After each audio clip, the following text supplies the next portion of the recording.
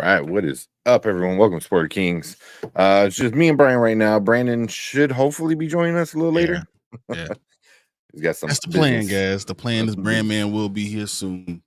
Yeah, but but yeah, man, we've got us right now. We'll probably get into some of the news because there's some things I literally just read maybe an hour ago, maybe less than an hour ago, where I was like, oh damn. Yeah, man, Mike. But first we'll see who's in chat. We got Brandon Davis. What's up, Brandon Davis? And Brandon Davis is also a member, man. He's part of the spoiler crew. So appreciate that, man. I know he's putting it on Facebook and stuff like that. So, dude, super Definitely shout out to you, sharing man. out, and I appreciate that. That Yeah. was very, very cool to see. Brandon's always got our back, so I appreciate that, man. It's great. Yeah.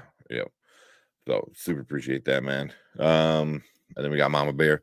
What's up, Mama Bear? Yeah, favorite. All right, let's go. Does he need rescuing from the snow? It's so funny because Snowmageddon just went out and with a whimper, all of a sudden became rain. Like we got like 2 inches of rain, and instead of getting 12 inches of snow, I don't know what happened. It's still supposed to snow like an inch tonight. Yeah, but they're saying another couple more. Well, I think mine was like a couple more inches. I think I read, but that was a while ago. But yeah. But that, man. But now it sucks because now you got rain. Now you got the freezing. It's gonna freeze like sub-zero like temperatures coming in. And I'm like, oh damn. It's like being in Canada. Yeah. But this morning it was crazy. It was so much snow. My power went out for a few minutes. And I got up early and it shoveled all the snow and moved it all out the way because I thought, let me get it early because if I get another one, I don't want to have to wait. Like double it. Yeah. Come on, I wait. I always wait. I'm like, I'm gonna go out there one time and that's it. It's always a bad idea. Matt Film Show said, hey, what's up, guys? Y'all in a snowstorm. How does you guys like living in the snow? What was it like 5 inches? I think we got. I got 7. We got 7. I got 7. Oh, so I mean, that wasn't too crazy, though. Yeah, we're used to that. I mean, it's Chicago. We get that type of snow all the time. Yeah. In the morning, it was a lot of snow, and that wind was crazy. Oh my the wind was crazy. But yeah, you get used to it. You get used to it. So, but I like it. Give it a bit. We're getting major snow tonight. There you go. Y'all ain't that far. It's you first, and then come down to us. No, actually, I think it hit us and went right up to her. I think it goes where up. She is. Yep. Yeah. Our thing was we got lots of rain, but it was so warm, like it was 35, 36 degrees that it couldn't go to like the snow, so like it didn't hit us like it was supposed to hit. We were supposed to get like 12 to 14 inches and 7. Ain't that bad. Yeah. Yep. I need 10 minutes trying to finish up the episode. No worries, man. No worries. We'll probably talk about a little bit some Jonathan Majors, which is some news I just saw. I saw, yeah. And speaking of, we also got Chill in here. Who's that? Hey, what's up, Chill? Canada catches too many strays on this channel. No, they do not. Come on. We weren't even talking bad, man. Like literally, it's like if Chicago in Canada love. That's it. If we're doing national anthems, we'll do both the United States national anthem and the Canadian national anthem on this show. That's how much we love Canada. Let's go. Yeah. Get it. Never get that. Never get a lot of hate. So let me see if I can bring it up. So I read so Jonathan Majors was doing the Dennis Rodman movie. Yep. The North. And yeah, we the North. So he's supposed to be doing the Dennis Rodman movie. I forgot what it was called. 48 Hours in Vegas or something like that.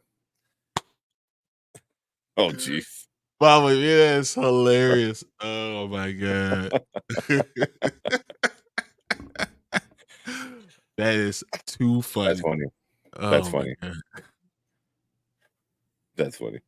And what's up, Jason, man? Yep. What's going on, man?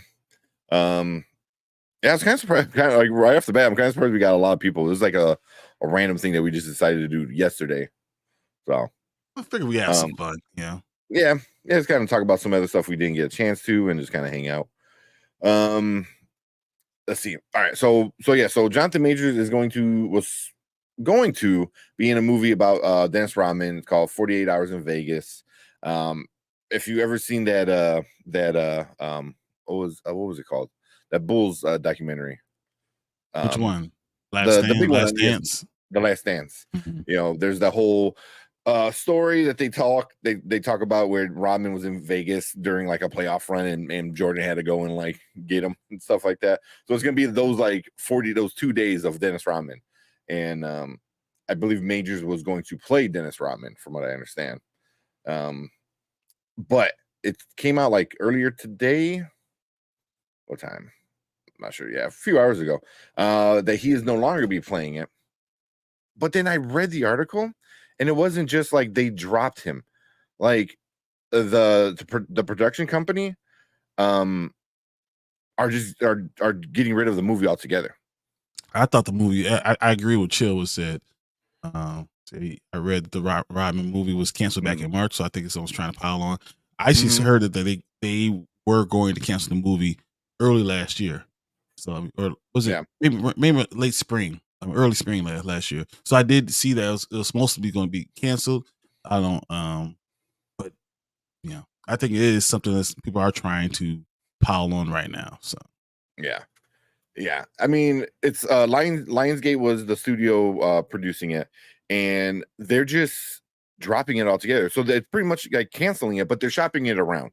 So obviously, if you're gonna go that route, you're kind of gonna cancel all your contracts, because now you're not guaranteed. The new studio might not want to have whoever's already lined up to play a character to be that character, and in this case it just so happens to be Jonathan Majors. So I think they're definitely running with these headlines. When I first read it, I was like, oh shit, really? That sucks. And I read, I'm like, oh, the whole movie is getting canceled. What are you talking about? It's not just him.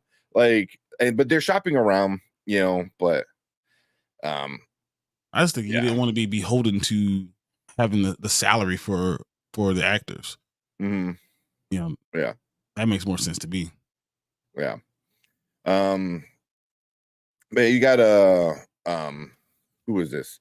So this is a quote from one of the two additional individuals close to the project. So somebody close to the project, we'll take that for what it is, was quoted as saying, "I cannot imagine a world where this movie moves forward with Jonathan Majors."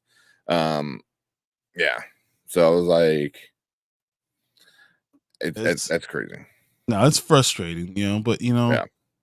I don't know if this is the beginning, but I do believe they're going to get some things that he's, people are going to run away, and then I think that I really think he's going to be on the road to redemption. I think that people are going to be like, "Oh, look at what he did! He's survived this stuff and saved his career," and he was wrongly accused of stuff, and I think that's just how it goes. As long as we continue to pay attention and bring light to it, I think that's kind of the biggest issue. Because if it gets swept under the rug, no one else would talk about it. It just be yesterday's headline, and oh yeah, we lost another person, lost their career because of this, and that's not what you want. You want to give people opportunities, to be great and to show their acting abilities and show their ability to bring these characters to life. Yeah.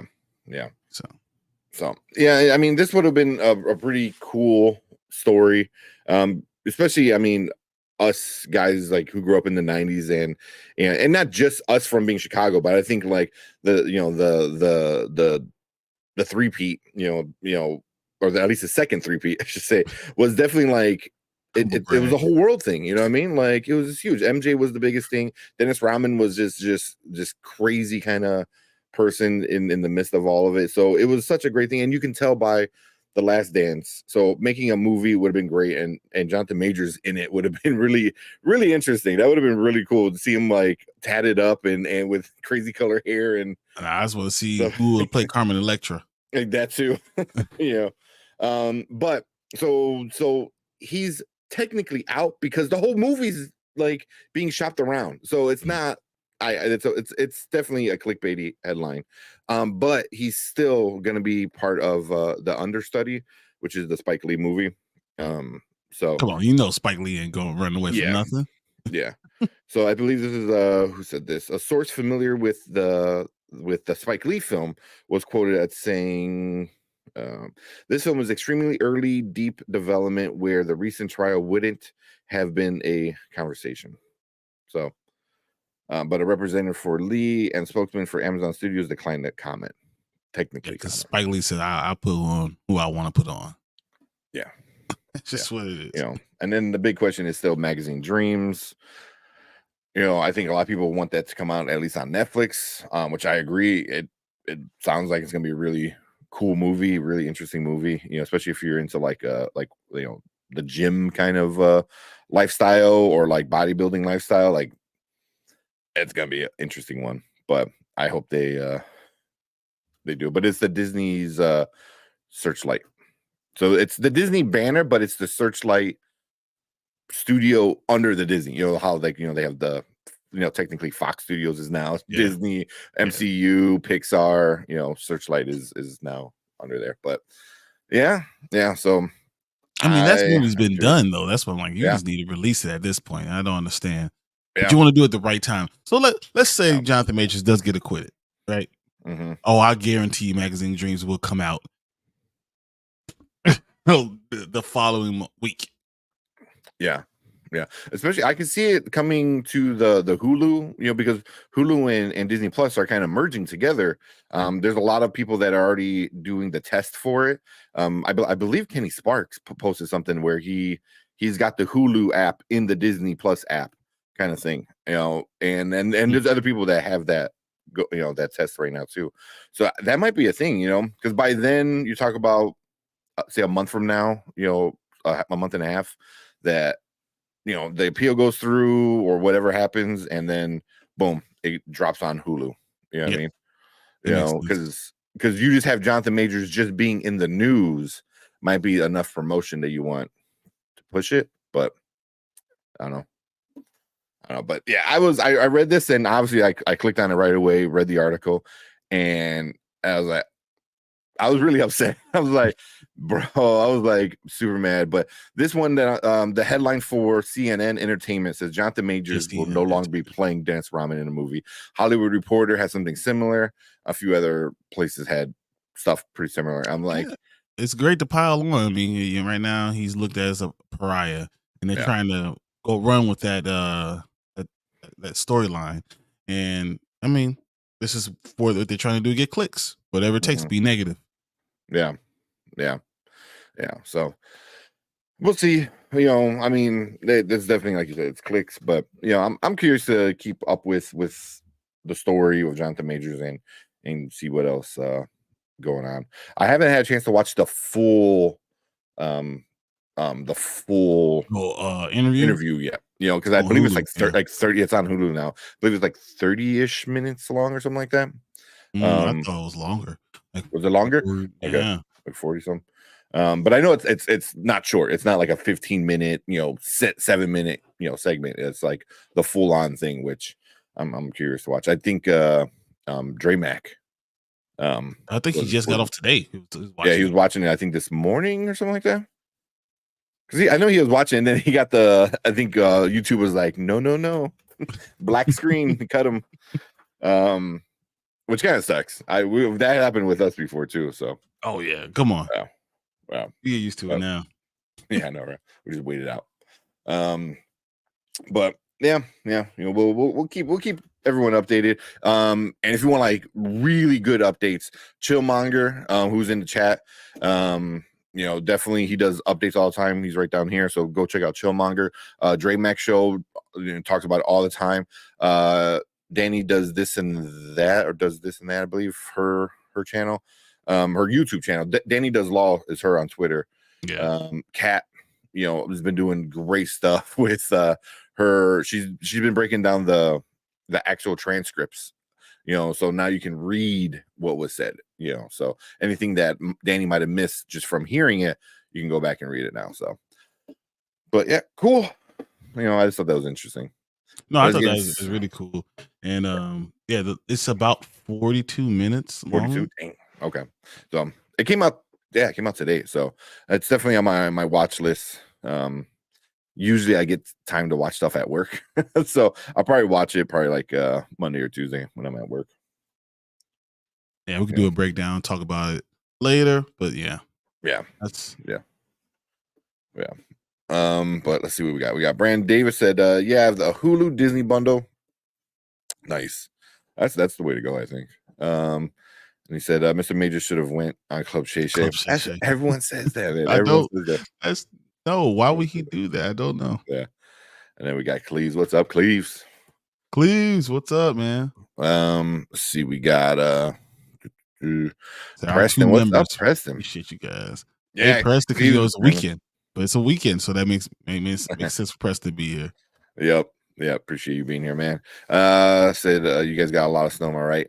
Like 6-ish. Yeah. I think because I live in Lockport, I got 7.5. Yeah, I know. That's what's Like good. where you're at, you're way more west. They were getting it bad. Yeah. You know, a lot of my coworkers were all worried. So, yeah. Ruin my gazebo. That's what it did. Nice. If you go out, watch the TED show, not yet. I know Brand Davis has been watching it, and He's he been likes it watching. a He's lot. been taking them all, picking them up and putting them down. It's crazy. Yeah, He's going through it so fast. yeah. I know he's Brand Davis, and then who is it? The Dave Show. Mm-hmm. Dave Show has been watching it. I saw he said he liked it a lot as well. So he said Fishborn in The Witcher. Am I here? What? Hold on, I gotta look this up. Yeah, that's worth me stopping and Yeah, maybe erasing some of my hate. Maybe. let me see. Because that would be I wonder if The Witcher season 4 cast Lawrence Fishburne as fan favorite character. That's 12 hours ago. Holy crap. Dude, that's awesome. Let me do Wow. Okay. I don't know too much about the Witcher books. As Regis, Regis. That's his character. I have no idea. Yeah, no idea who that is. The character of the saga and the novel Baptism of Fire, blah blah blah. So cool, man. I would have loved. If only we had Henry Cavill. I would have loved Cavill and Lawrence Fishburne together. That would have been awesome. That would have been awesome. I don't know, man. I'm upset a little bit about this. Yeah. Henry Cavill, who was so good The Witcher, and it was such a good balance. Now, Lawrence Fishburne brings more eyes back to the screen, right? Oh, for sure. Just if he's playing a fan favorite character, which is always kind of a big deal, but then you get somebody as talented as Fishburne, coming in and playing it. Like I'm sold.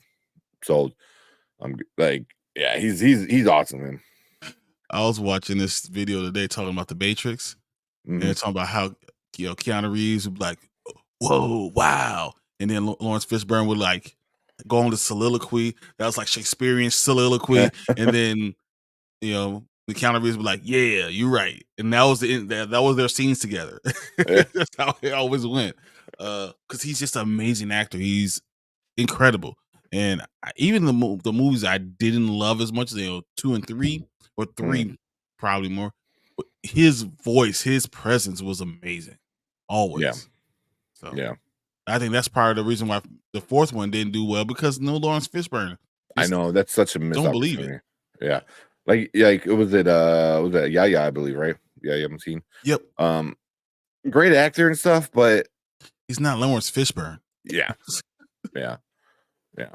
And I was kind of interested to know what they were gonna go the route, because in the video game, which was a continuation. The online video game was a continuation of the story of the movies.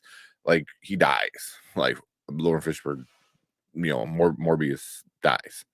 Morpheus. Yeah. Morbius. Morbius is the other thing. Another question that we don't talk about. Yeah. So, but yeah, we'll be doing that. That's Xavier, cool. what's up, Yeah, man? man. Glad you made it too, man. That's awesome. Oh yeah. Brandon said that Ted is nice. I'm on the last episode. Dang, you're already on the last episode. I'm going to finish it tonight. Man, There you go. Taking Binging care that of one. business. And then Khalid said, I guess I'll watch the first season. Of the Witcher or Ted? Well, I'm assuming Ted. Yeah. Well, I don't know. Brandon was talking to Preston. But yeah, I mean, Witcher. I think The Witcher. I think you'll enjoy the first 2 seasons really a lot. The third one I enjoyed still because I had fun with it. Yeah. But it's good. It's fun. Well, let me bring that up. And then The Witcher. He's talking about The Witcher. Yeah. The Witcher, okay. Please. Yeah. Do it. Yeah. Actually, please do it and then let me know what you think about it. Because I'm telling you how sad I am that we lose Henry Cavill there. That first season was so good.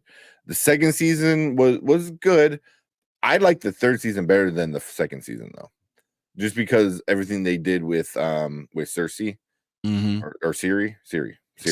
I'm getting all my mythical, characters mixed up. What they did with Siri though was really, really cool. Really, really cool. But Preston said, when do you guys think Invincible season 4 would release? Never. Well, we need the second half of season 3, or no? Season 2. Season 2, right? Yeah. Yeah. So because they're in this whole he means episode 5. Yeah. The episode 5. I don't know what's going on. Why they're holding it so far and so to the chest, and I wouldn't be surprised if we don't get it to like March. I feel like it's Amazon. I think Amazon's making the call and not letting the creators make the call. I don't know why. Maybe it makes sense in the end because then we get this, we get The Boys, we get like all these things all at once where it's just like yeah. So, but hopefully, I'm hoping like soon, man, like soon. Yeah, we get it I doubt it. They're talking about April, June now, which is so stupid. So why would you even release it? Don't release it if you gotta wait that long. Yeah. I mean, one thing if like the season was like 20 episodes, we get 4 episodes and then we gotta wait like 4 months to get another 4. Yeah. It's annoying. Do you guys hear Kingdom of Planet of the Apes got moved up 2 weeks because of Furiosa? Yeah. That makes sense. There's another movie that moved up too. There's a couple of movies that got moved up. I saw where it was releasing stuff.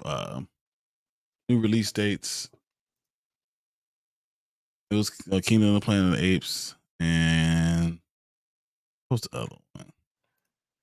Yeah, there's something else that got moved up, but it got moved up like a day. No, I think both of them like 2 weeks. 2 weeks. But that happens all the time.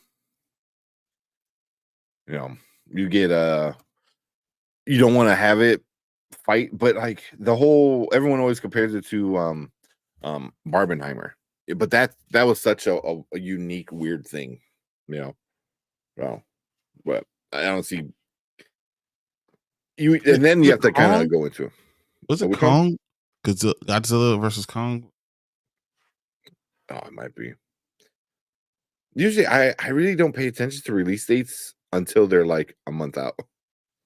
Unless it's something I really, really want to watch, where like I don't want to miss tickets, because I think the date, especially after COVID, the dates just move around like crazy.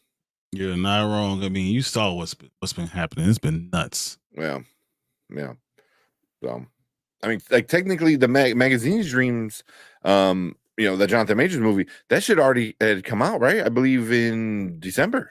Yep. Well, think about how many times did Aquaman move back? Oh my God. Yeah. like 45 times. It was Mm-hmm. Mm-hmm. What we got? I'm so nervous about at Liam in the role. oh, Yeah. come on. We know Liam, I don't know, Hemsworth. I just don't see it being that good. And I don't know if we're gonna have that same fire as we got, and The chemistry that Henry had with the chick who played the wizard lady. Bring out her name too. the Wizard Lady. Yeah, we got the witch lady. You Their got just chemistry, Jennifer? Just Jennifer? Yeah. Jennifer. The chemistry they had was so good. Mhm. Was so good, and you had like the parts that they like loved each other, was really good. The parts that they hated each other, where It's even better. Geralt wanted to kill her, was like so good. And I don't know if they Yo, can repeat that. I don't know if Liam has especially the because you've already had it with someone else, so it's hard to mm, just bring it back up. just replace it. I don't know you can. And Yeah. then I thought it was weird that Jennifer and Siri are only like 6 years apart. That's funny. Well, you know what, that it does make sense because in the show, she's really really old, but she's like stuck in this like young body forever type of thing. So Dude, that was amazing in the first like, season. I don't oh want my god, to ruin yeah, it with that was yeah, her transformation was amazing. Like, that yeah. was so cool. Yennefer became a character right off the bat where you just instantly were like intrigued with her. Yeah. And her development throughout all 3 seasons was really really I good. would love to be able to go backwards and watch that again for the first time. Because I remember watching, I was like, that's amazing. Yeah, yeah. We got Mike. What's up, What's up, Mike? He's Mike? in analysis. So, what's up, man? How you doing? How you doing tonight? That person said hashtag Garriosa, Garriosa. Garfield and Furiosa. Oh, I remember what it was. It was That's funny. Ghostbusters. Oh, nice. Yeah, I moved up 2 weeks too.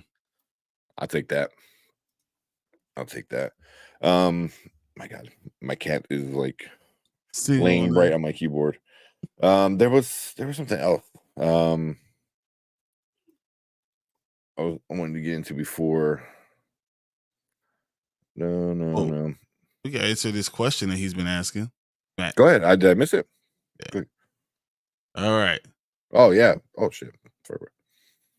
Matt said, what's you guys' expectations for Mad Web? Another Morbius? Another hit like Venom? Yeah. Or what about Craven? Another Morbius? Another hit like Venom. What do you feel about, basically, what do you feel about Madam Web? What do you feel about Craven? Not good. Like on either of them, really. Well, one, Madam Web has the same writers from Morbius, I believe, which is not a good sign. Not a good sign. It's a character that's totally dependent because it doesn't have anything awesome about you. So it's totally dependent on Spider-Man. So it's going to be hard. Even with the Spider-Women, it's just going to be difficult to get a following. Yeah. I'm worried about that. My prediction is I think she's trying to save Peter's dad so Peter could be born. So it's kind of like a Terminator, kind of thing. Like you got to save the mom and of the kid who's going to become the guy. I think that's what's going to happen. I told you, Supernatural is my favorite thing. So they've done at least 5 episodes of that. So. But it makes sense because then you get the Peter part of it without the Spider-Man part of it. You know what I mean? Which I know it sounds stupid, but yeah. I don't think it's gonna make money. No, I don't think so either. I think some people might go see like the hot chicks and be very, very mad that the movie sucks with dialogue wise and action wise. Yeah. But you get like 4 or 5 very attractive women in it. So can that sell a movie? I don't know. I mean, we know the answer. Yeah. I don't know if people are going to actually go and see it, but I mean, maybe it's entertaining just because of, they're beautiful women, they're cool powers, and, people maybe comic book people have gotten over their hate for women. I don't know. Maybe we can all dream. Yeah. There was a picture, a new one that kind of got released, and it had a better view of a few of them. Oh, here it is. And like it's, you see their suits more, a lot better. Let me pull up real quick. So that's it. So that's the 3 suits that we know. That's I not forgot bad all at their all. I names. like this. Yeah. So that's the suits for 3 of them. I don't think we got the official look. I think we got like a leak look of actual Madam Web, but not an official look. I could be wrong. I'll have to look for it. But this is 3 of them. 3 of the 4. I don't think this makes if I had to choose one of them that does really, really well, I'm going to guess that Craven does better than Madam Web. Ooh, Craven look like trash though, man. You because we say that, but there's some other people that look at it and say that looks amazing. Yeah. You know, at least Craven's going, be a big guy. He's going to be violent. I'm hoping Madam Web gets a following, but I don't believe in comic book people following female led movies. I've now learned they don't care. They don't give them the respect that they deserve. So yeah. If you're mad at Marvel doing it with like say like the Marvels and stuff like that, I can't even imagine a Sony like production doing it with all women. Oh, that's getting oof. And here you go. Brandon said Man Web is going to be hot and Craven is going to be hot. Hey Brandon, did you like Morbius too? Yeah. Yeah. Oh man. Let's see. And then that chick with the fro, yes. I forgot what's her name. The only I guess these are both Spider Women, I think. Mm-hmm. I know her for sure. The other ones, I'm not 100% sure who. All I know is Spider Woman and Madam Web. Almost looks like Black Cat, but yeah, kinda. Yeah. Madam Web is going to be a flop. I think so. I 100% believe so. I think so. I'm going to see Craven just because Aaron Taylor, he's a good actor. Yeah, Aaron Tyler. I think he's a good actor, but I think that's the only reason you could go see it. I don't know if if Sony could do a good standalone movie without Marvel being there for them to help. They hold their hand. I don't know. But that trailer looks so bad. That trailer looks so bad. Like you got bit by a radioactive like lion. Like the lion's blood dropping in. Bit by a radioactive spider. So Craven. I'm exaggerating with the lion thing, but not really. Like no, it did say that. Trailer, no, I'm pretty sure it was. Like lion's blood somehow drops into his mouth or some shit. I don't know. And then he has like all these like powers, and I'm like, ugh, yeah. But we'll see. And then Brandon said, no one liked Morbius. Yeah. Even you didn't like Morbius? You like everything. Yeah, no one liked Morbius. Mike said, my girl Sydney Sweeney is in Madam Web, and that is literally the only thing I'm remotely excited for. I mean, you get to see her in spandex, so maybe. Watch that goes away too. You just lose. This is a losing situation. Yeah. So, Preston said, Madam Web looks interesting, but I mean Sydney Sweeney, so I'll go by the theater. See, so like I think like just hot women might be like, here you go. Is that enough? Do you expect make any money? I don't know. Maybe just because like you go into a Marvel movie and you expect a certain level of like what you expect, like of I don't know, payoff. Like you expect greatness, you expect it to be good and stuff like that. Sony, you don't go into a Sony, you're like, this is gonna be a great movie. This is gonna be an awesome Spider-Man verse movie. If the best they have is Venom, then that's scary. Don't they have the Across the Spider-Verse and all that? Yeah. They- that's the best they got. That's the best they got. That's true, great. So True. if this movie is good, then people will go see it. Yeah, then it's winning. Yeah, but it's going to literally have to like. I think you're going to see people wait to hear what people think about it. Mm-hmm. Yeah, I agree with that one. And Clee said, "Can't wait till Marvel gets Spider-Man back." I don't know if that's ever going to happen now. Because they continue to make movies. So the only way that Marvel could get it back is if they stop making movies in like the time frame. You know, I would have to look at the contract. If the contract is that, then that's never going to happen. We've had a Spider-Man movie every 3 years for the last 20. Yep. You don't believe me? Look at the time. Just look it. It happens every 3 years. So if Madam Web connects to Toby or Garfield Spider-Man, I'll go see it. That's interesting. I like that. I could definitely see the Garfield. I like that. I like that a lot. Yeah.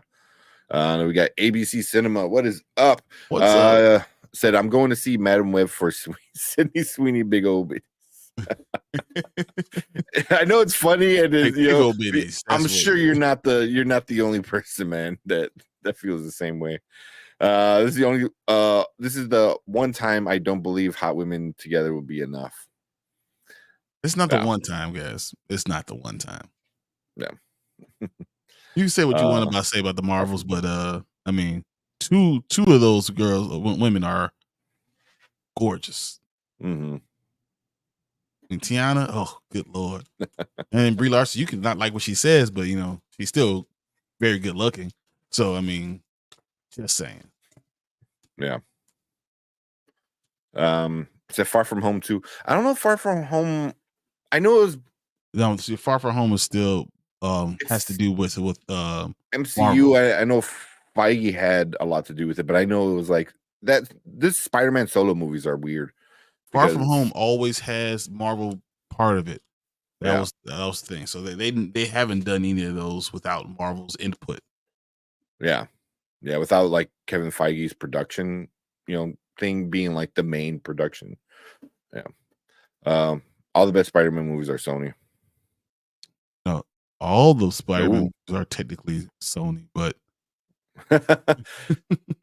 technically, yeah. I mean, but I didn't hate the Garfield ones. I like those. The Toby ones are great. Number 3 sucked though, but number 1 and 2 were amazing. Spider-Man 2 might be the best Spider-Man I've ever seen. So yeah, it really is. Across the Spider-Verse movies, so far are amazing. I cannot wait for the end of the trilogy. And the Holland one. So they're Disney and Sony together. Yeah, I forgot how it works. Like somebody, I think Disney gets the box office, I think, and then Sony, and then somebody gets the toys.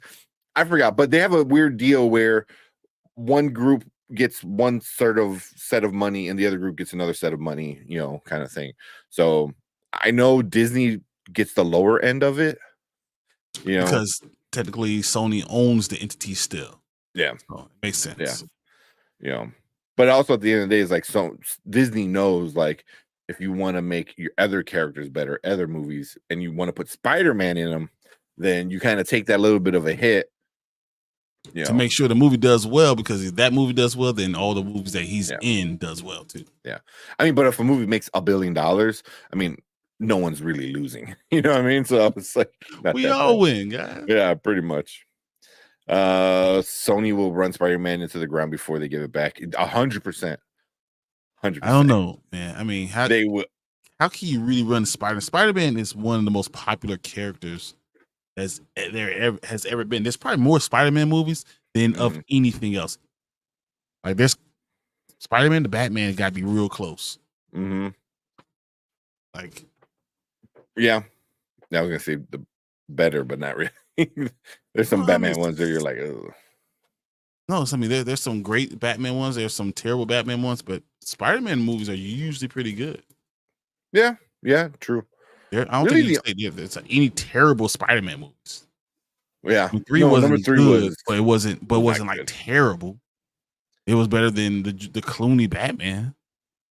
Yeah, if you got to compare it to that, it's better than the Clooney Batman. It's better than Val Kilmer Batman. Kilmer Batman. It's so no matter what, you can say Batman has the worst, and Spider-Man probably has some of the best.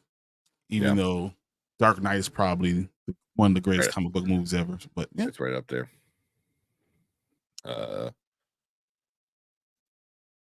Kind of running joke with my friend group, but Sweeney is my wife. That means you're winning. There you go. Yep. Yep. That means you won. That's don't there's no more competition. You won. Wait, so Mike, did you go see that the new one she's in with Glenn Powell? Yeah, right? Glenn Powell. Well, what is that? What's that movie called? Anyone But You or something like that? Something like that. Yeah.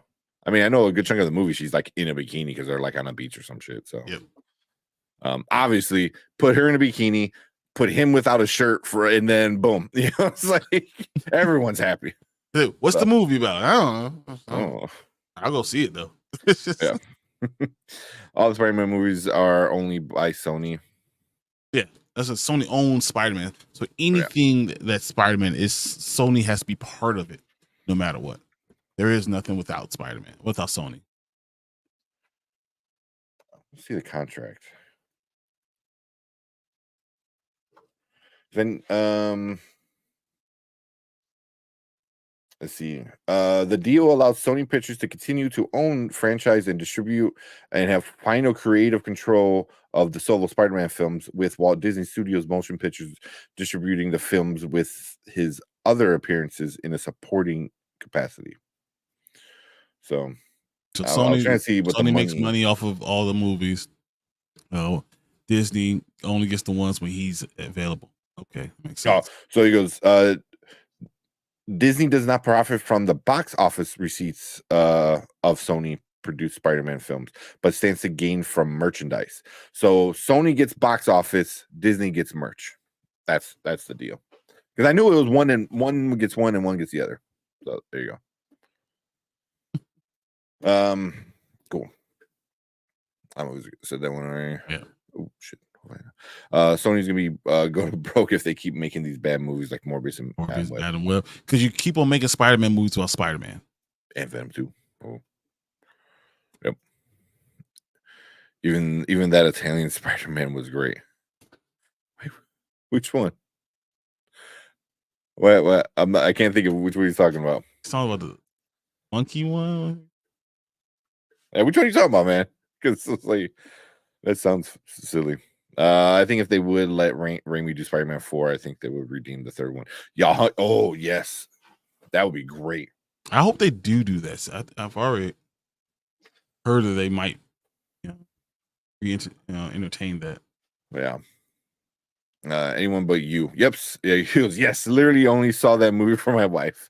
Now Glenn Powell is great too. I liked that a lot, surprisingly. Really? Okay. Hey, Google Italian Spider-Man. Oh God. Should I hide the screen? Yes, I hide the screen. Okay. First. All right. Hold on. Let me see this real quick. Oh my God. I don't know.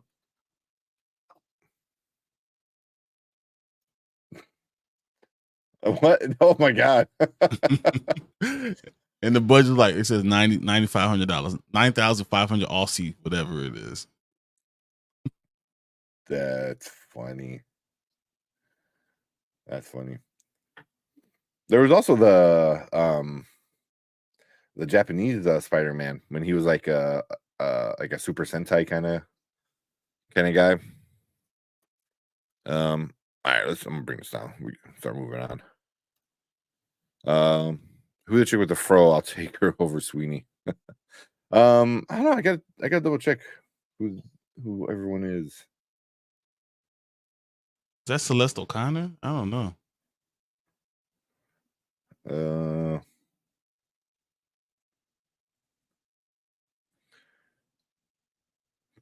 Usually there's like a caption.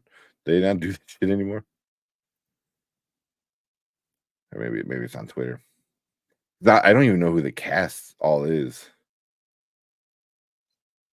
I know it's Dakota Johnson because from and then Sydney Sweeney, Isabella what's her name? Isabella Merced or whatever her name. Mm. And then Emma Roberts. And then it says this other girl, Celeste Connor. I'm not even sure who she is. Celeste O'Connor. Yeah, it's playing Maddie Franklin. See, what else was she in? A Good Person. She was in Ghostbusters. Says she was in Ghostbusters: The Afterlife.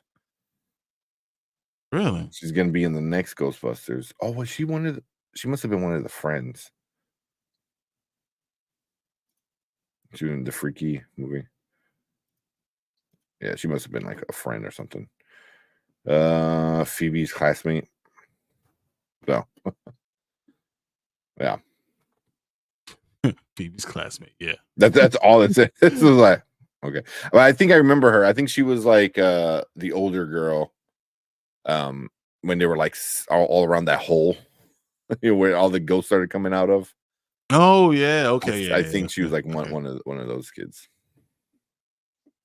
So okay. Check out the Voyager. She got the wreck out all the way through that shit. Is that the one? I think I know which one you're talking about. I remember people talking about that a lot.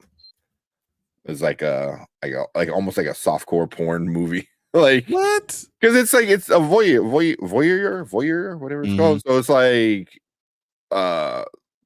just like somebody watching them have sex or something like that.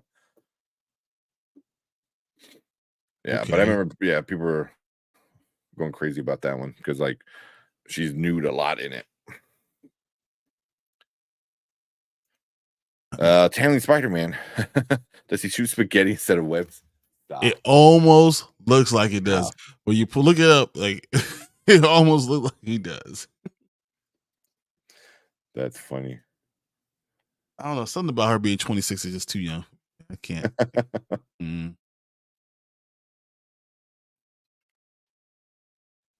I kind of want the shirt for the Italian Spider-Man. Spider-Man.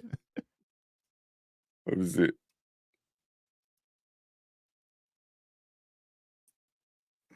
Hit the wrong button. There's a bunch of these shirts. Like that's that's not even the watch it, but not even be the sound. That's pretty cool though. I kind of want that because it's so stupid. Oh man, that's funny. So Brian just activated Google on my phone. Yeah, bro. That movie Voyeur is crazy. There you go, man. All you guys seen it, huh? You've seen it. It's a movie with Scarlett Jo got naked.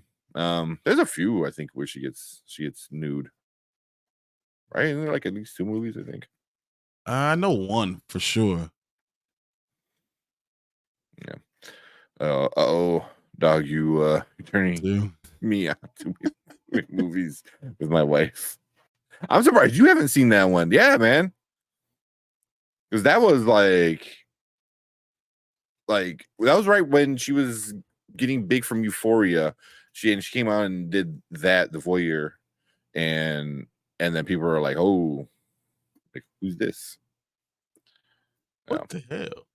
I'm looking at these pictures. Wow. Okay. Yeah. I see what you guys. Yeah. I see what you guys. Where she's the alien in Scotland. Is that the one? The alien in Scotland. I'm thinking about something completely different, or maybe I don't even remember the movie then. Yeah, I mean, Brandon Davis is like, yes. Nice. Of course, they delayed Fast Furious Pedro's busy schedule. Oh, yeah. Oh, yeah. We're going to talk about that in a second. Yeah. Fantastic Four. Get this 60 push on that one. Under the Skin. Oh, yeah. Under the Skin. That's the name of it. Yeah. All right. Let's get it was like Spoiler Kings After Dark.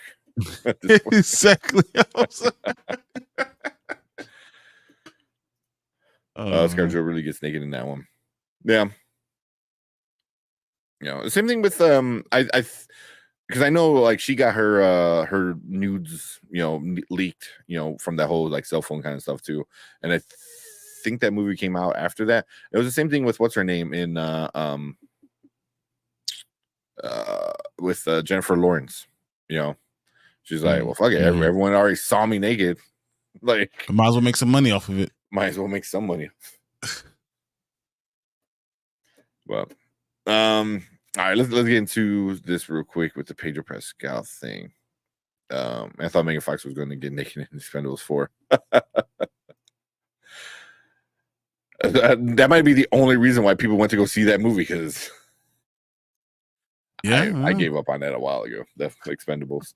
All right, so Cleve said they delayed Fantastic Four because of Pedro's busy schedule.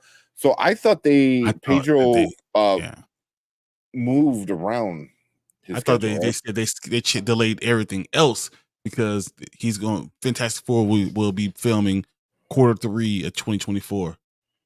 I thought that's what it said. See if I can put some stuff. I know he was at whatever award show recently, and he had that broken arm, or an arm in a sling, I should say. At least I don't know if it's broken or not. Was it the AFI or something like that? Yeah, so that's so Pedro Pascal drops out of horror film from Barbarian director due to Fantastic Four schedule. Yeah.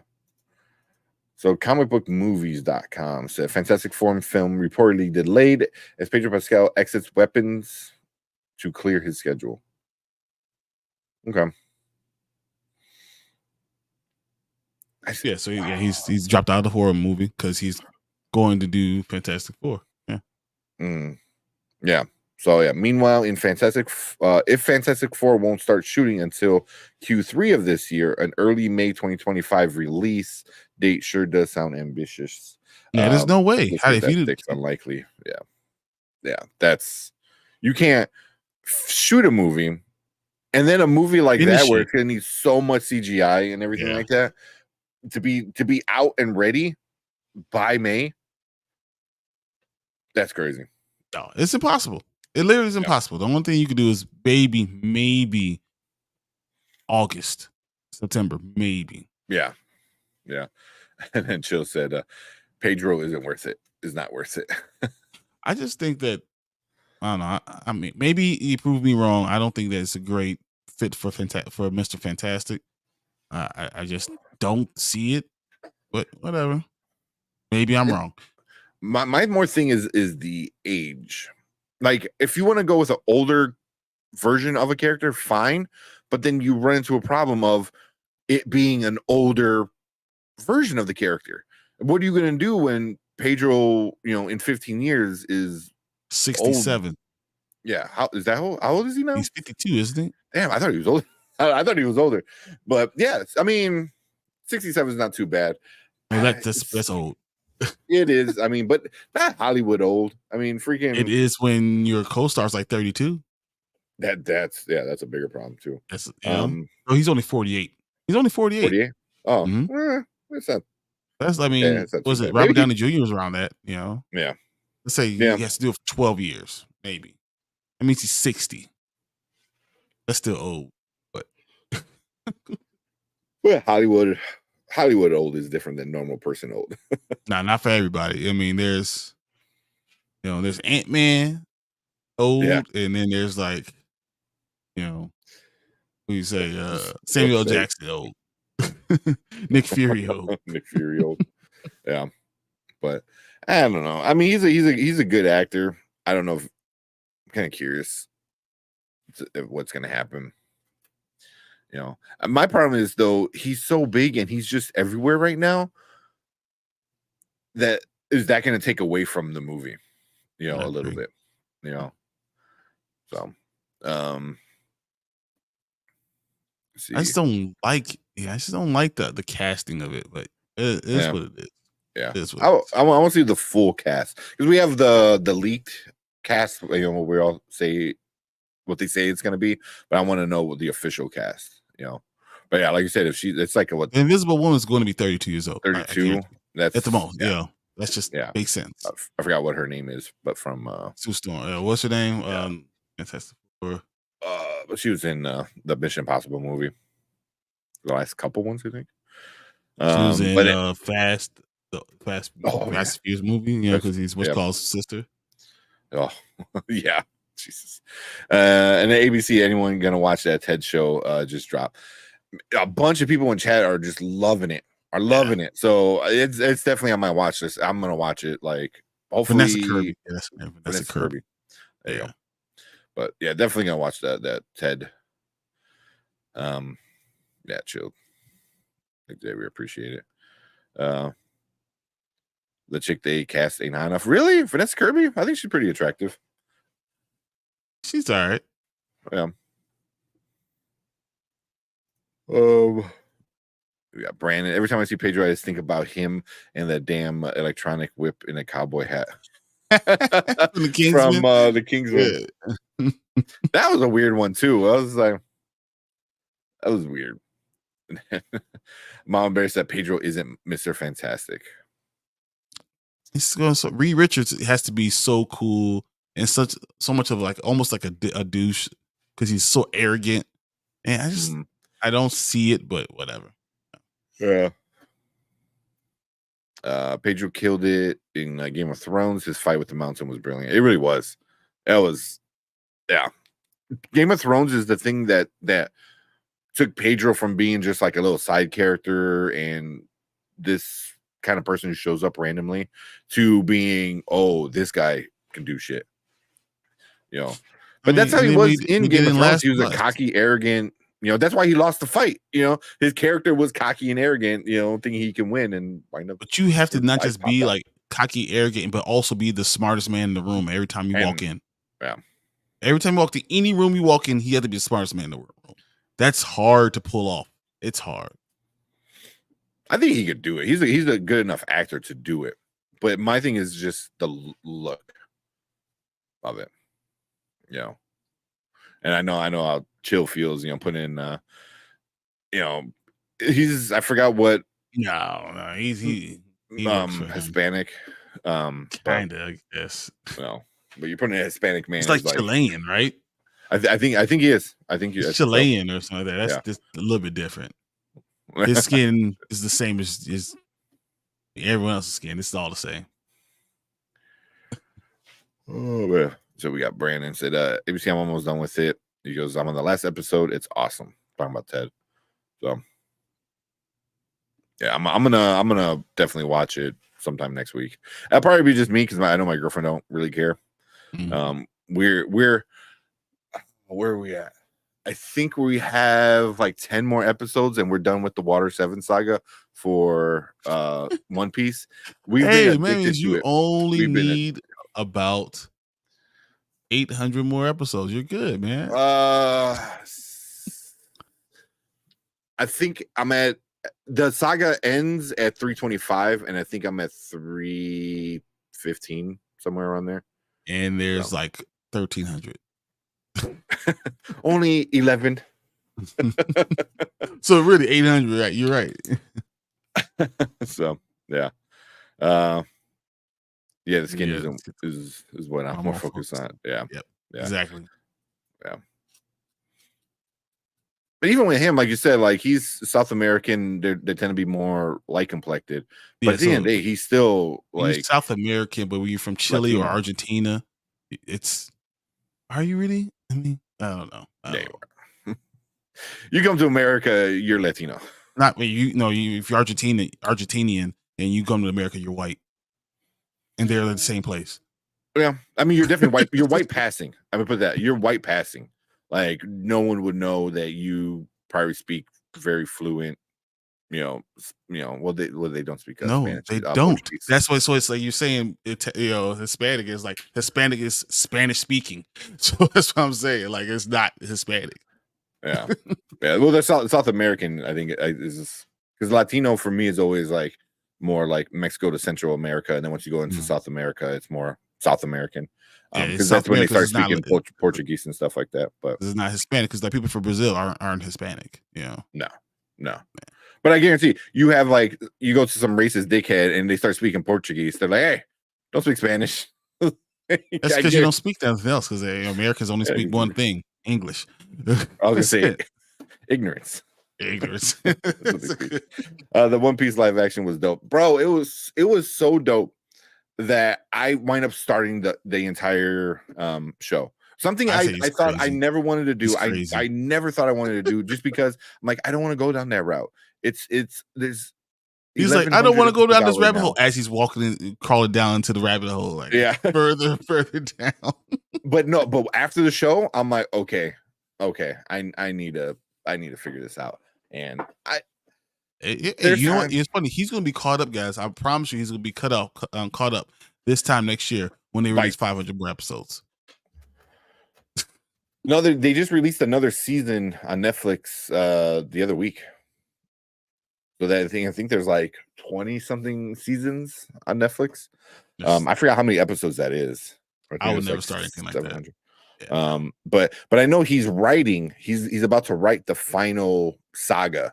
But I know another saga is going to start on the anime in Japan sometime this year. He's going to start writing the finale of it, so he's going to like finish it. I don't know how long that goes, because a saga for a TV show, I'm watching Water 7, that's almost 100 fucking episodes. Like it started at 2, it starts at 2, technically starts at like 229, and it goes all the way until 325. Yeah, no. But it's fucking awesome. It's so good. It's so good. It's so good. Like oh my god. There's no way. Be back, man. Yeah, no worries, man. No worries. I don't know how long you want to wait for Brandon. No, he already said he's going to go see the movie. Oh, did he? Okay. I'm not on the message group. Yeah, suckered in. So I guess I'm going to go see The Beekeeper. Which is good, because we need to watch Beekeeper anyway. There's a few people that on Twitter said they didn't like The Beekeeper. I know. I'm really surprised. YouTube too. Yeah. And I was just like, I don't know what you were expecting, but it wasn't like, you weren't going to get great dialogue and a great story. You were going to get a super basic story with over the top crazy action, With a lot of killing and things like that. That's just, it made sense. I knew what I was going to get into, and I enjoyed it. And my wife enjoyed it, because you know what you're going into when you see Jason Statham. It's just great. It's fun. It's awesome. Yeah. I can't believe I didn't get this great acting performance. Well, shut the hell up. Go watch Oppenheimer from Jason Statham. Yeah, it is a super fun movie. I was reading different things, because Josh Hutcherson is I guess the main villain in it. And he was saying he wants to play more villains. He's such a good douchey person. Like he really was. He really was. But for me, I watched it, and the whole time I couldn't stop thinking about Logan Paul. I'm like, why is he like reminding me of Logan Paul? Like, like it just nonstop, just like the way he looked, the way he kind of like talked a little bit too. Just the actions, obviously screwing people over. But yeah, every time I see Josh Hutcherson, I think of Future Man. Future Man on Hulu is hilarious. Yeah, that's a good one. Oh man, but let's see. You guys watching the new Reacher? I'm not. Are you? I already watched it. Not just I am watching. I watched it all already. I watched the other season. I watched the new one already. Done. It's on my list, because I heard it. 2 days. I heard it's really good. It is. So yeah, I know Brandon is also watching it. So yeah, I watched it in 2 days. It was done. Yeah. I was like, it's done? It's over? Next episode. What's going on? Yeah. I didn't realize what's his name? What's his name? The Reacher, the main guy. The giant man. Was it Alan? What? Whoever it is, but he's like early. Yeah. Alan Richmond. Yeah, there you go. Richardson. Yeah, Richardson. He's like super religious. He's like really, really like into it. He's doing like a movie, like a nice like inspirational movie that kind of based on a true story. It's like made by like a religious like studio, and he was just like, because I guess he was getting some shit for like oh, how can you be Reacher and be religious, so he had like a whole like Why? interview 'Cause he's about it. He's like he's not actually killing these people, that, right? It's like, it's like he's pretending. Is he worshiping the devil? Like, I don't understand how that would be Yeah, like a problem, yeah, He's and in then yeah. so, but yeah, I didn't know that. I was like, oh sure, okay, cool. But Beekeeper was a lot of fun. It really was. Hating stuff is good for views. It Very is. much. Yep. Very much. I still want to be that guy. No, it is all terrible. Come hear me rant and rave. And if I don't like something, I'll tell you I don't like it. But most things, give them a chance because you know it's subjective. So it's like, all Mhm. right, if I didn't like it, someone else probably did like it, and they have a good reason for it. Yeah. And also, I'm not going into something expecting to hate it. I'm going into it expecting to like get some kind of enjoyment out of it. And then if I wind up not liking it, then it is what it is. But I didn't go in there. I'm like, oh, I'm gonna go in here. This is gonna hate. This is gonna be a sucky movie. Like I just avoid those. Right. I Why would mean, I just pay like, money to go to something that I don't want to watch? yeah. Yeah, exactly. Exactly. But yeah, there's just some channels, some YouTube channels, that's all they do is just hate watch everything. Yeah. That's I don't need that in my life. Xavier said, I need John Wick, the Equalizer, and Beekeeper to team up. Ooh, They the they world gonna might kill explode. a country. They're gonna take over the world. It's between those three men. Oh man, that's awesome. Yeah. Yeah. If they want an acting role from Jason, then tell them to watch Snatch. That I Snatch is really love good. Snatch. Snatch is really good. That's Jimmy I High. couldn't get into the second season of Future Man. I like the first one. It was so weird. I didn't care. I just like I wanted to get to when you're pot stricken and you're like I'm stuck. I have to go. I have to go. I have to see the end. And that's kind of how Mhm. I was. I was like, man, makes no sense at all. I just had to see the end at this point. Yeah. Yeah. Just kind of right. Well, you did that with Flash. Exactly. I gave up on Flash like season 6, maybe 7. And season 9, I'm sitting like this. Gotta watch it still. Doesn't matter how bad it is. And everyone else is leaving. You're the only one watching. They made it just for you at that point. At the end, they had the end credits say, hey, Brian, thanks for watching us. Yeah. We got Anthony. What's up, Anthony, man? I know you show up on our sports show all the time, so I appreciate you coming over and hanging out with us for a little bit. It's a random question. Do you think the movie Extraction 1 and 2 is better than Jason Bourne? No. But Jason Bourne, the character, or Jason Bourne, that last movie? I want to know the difference. I put it as the movies rather than the character. But Brandon Davis is already like, hell yeah. No. Extraction, first of all, Extraction 1 was it's a Netflix movie. So like the explosions are like, I can make that same explosion right now. It's not real. It's not on the same quality. Jason Bourne is espionage, is killing, is hand-to-hand combat, is badass. So like, no, it's not on the same level as Jason Bourne. Yeah. Bourne Identity, Bourne Supremacy, Bourne Ultimatum. No, it's not the same. Those are great movies. Yeah. Extraction 1 and 2, they were fun, but fun. Those are fun movies. Yeah. I think they're very super basic action movies, which is nothing wrong with that. Nothing's wrong with that. Like a good basic action movie like Beekeeper are fun. They're fun movies. Jason Bourne, I think, had the espionage kind of thing, and he, especially in the beginning, he needs to figure out who he is and why he knows how to do all this crazy shit. That alone like kind of stepped it up, and plus all the action was super cool.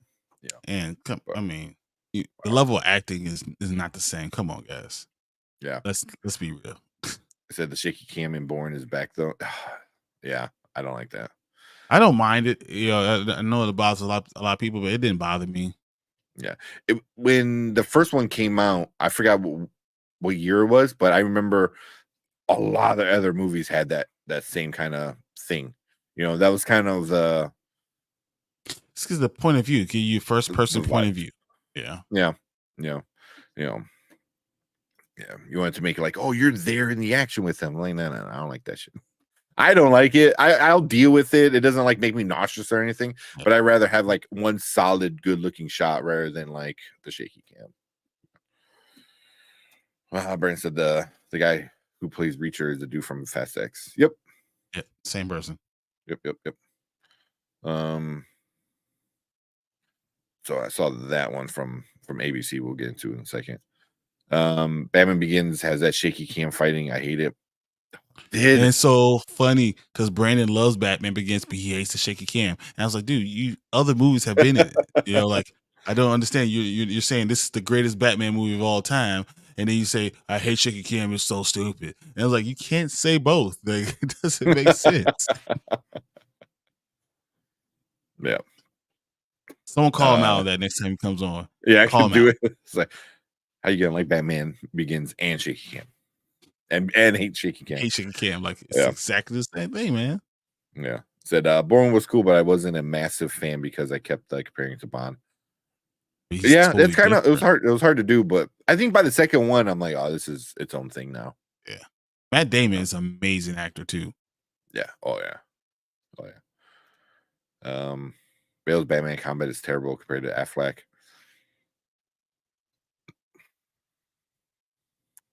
I'm I'm gonna say yes, just because like the really the that he fights and kicks ass in was it Batman versus Superman or Batman v Superman? Like Affleck is a badass in that one, and Bale gets his ass kicked a lot. He gets his ass kicked a lot. Yeah, of course. yeah.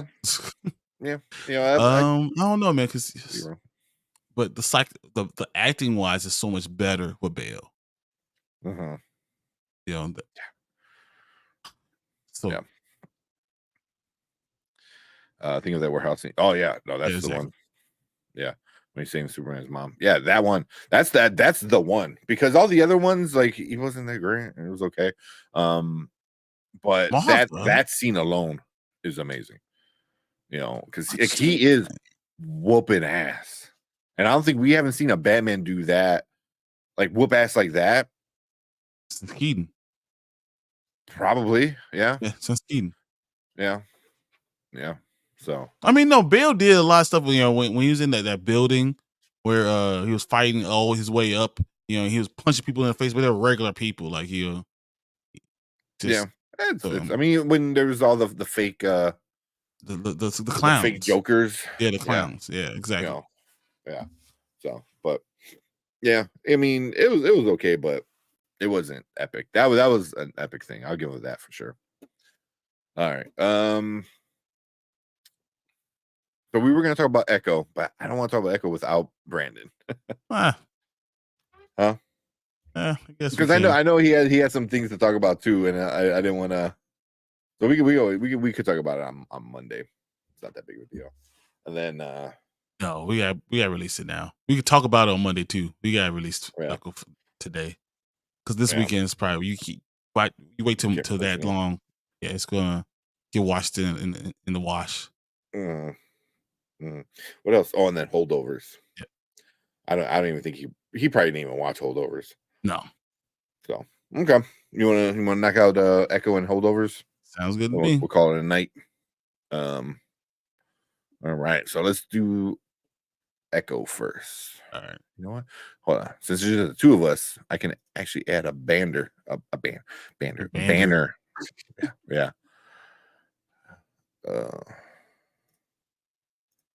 Loki. Oh yeah, let's go Loki. Yeah. Dun. I bought all season 1, and as soon as Loki season 2 comes out, I'm buying that too. So, no, I have both season 1 and season 2. Now I think about it. Oh, do you go check? Yeah, both. Or no, season 2 didn't come out yet, has it? So whatever. I have the gold one. The other one hasn't come out yet. Yeah. Okay. Yeah, the gold one, season 1. I kind of want to buy it just because I feel like it has something to do with the actual overall MCU. Yeah, but yeah.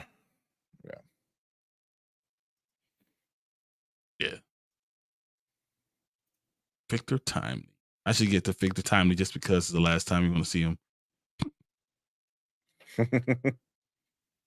About the Funko. Yep. So it was so good. Mofos had reviews on Echo out the same day. Yeah, man. That's what I said. I think we should talk that.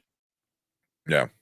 Talk about it because this episode 5, I understand why people have all this hate, but I have a different opinion. Yeah, I definitely I want to talk about it. And then one last before we move on. Mama Bear said, I love that bit. Batman saving Superman's mom was a perfect example of how guys can go from beating up each other to homies. You can do that in a regular day. I love it.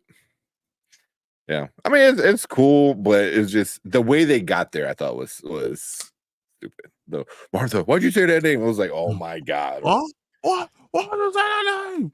Like, what? I hated that part. Yeah. It's like, oh yeah.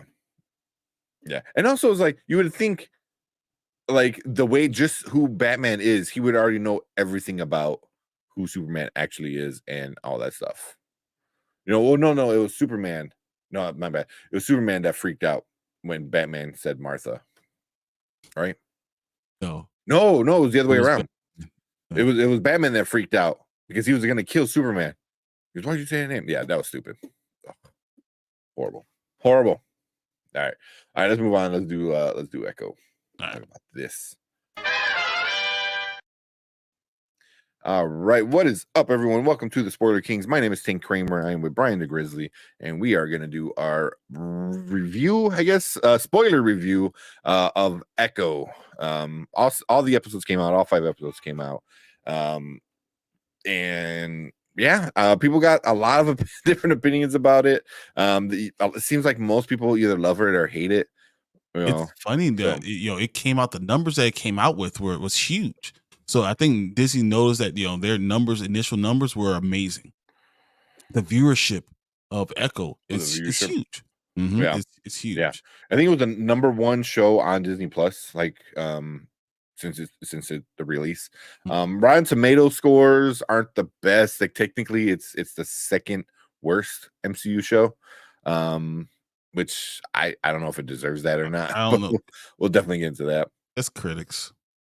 Yeah, and people that are toxic sometimes don't understand what they're going for, and that's something I want to talk about with Echo is the cultural effect and the cultural meaning and understanding someone else's culture is not the same as your culture, and how important certain things are just because it's cultural, and they actually see it in film or on a TV in a major way with Marvel is important. Yeah. And I think that really gets to the heart of episode 5. Yeah. Even though I do think it has some problems. Yeah, it's not a perfect show. It's not the greatest MCU show, don't get me wrong. It's definitely not Secret Invasion bad. But yeah, when it comes to rating, I don't know, man. I don't know where I can rate it compared to other MCU shows, just because some are so high. But yeah, like I said, it has some issues for sure. Has some issues. But yeah, let's get into some of the good. We'll get into the bads, and then we'll start off with the goods, and then we'll give our rating at the end. But yeah, full spoilers. So if you haven't watched it and you don't want to get spoiled, then hit pause, go watch it, and then come back. But yeah, just spoiler warning. All right, what you got, Brian? What you like about this one? All right, goods. I think I actually like the character. I like the American Sign Language in it. I love the connection you can have with the character and understanding the family connection, and then the dissociation with that family. When you take that thing away, how it affects someone long term.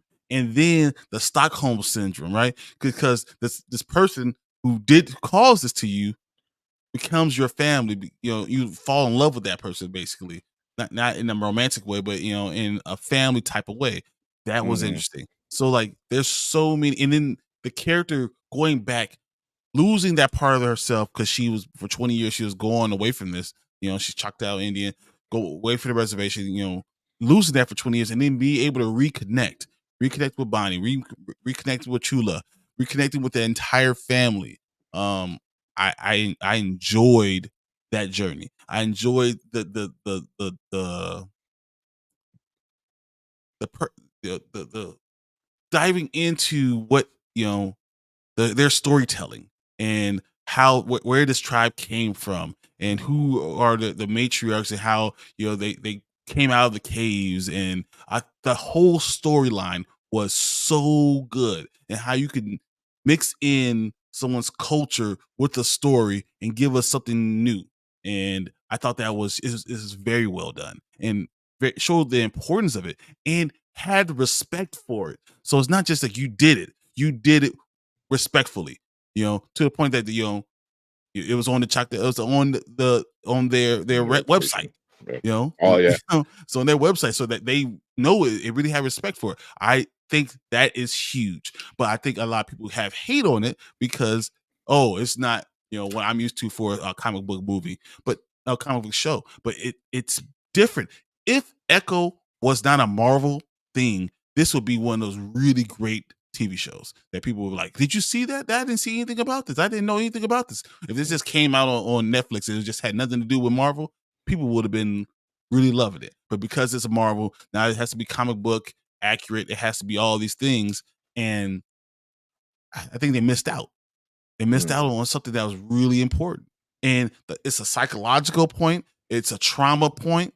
It's a cultural point. But when you have all those things in one TV show in 5 episodes, and I feel like I got good the main character, I got a lot of that main character, understanding who she is.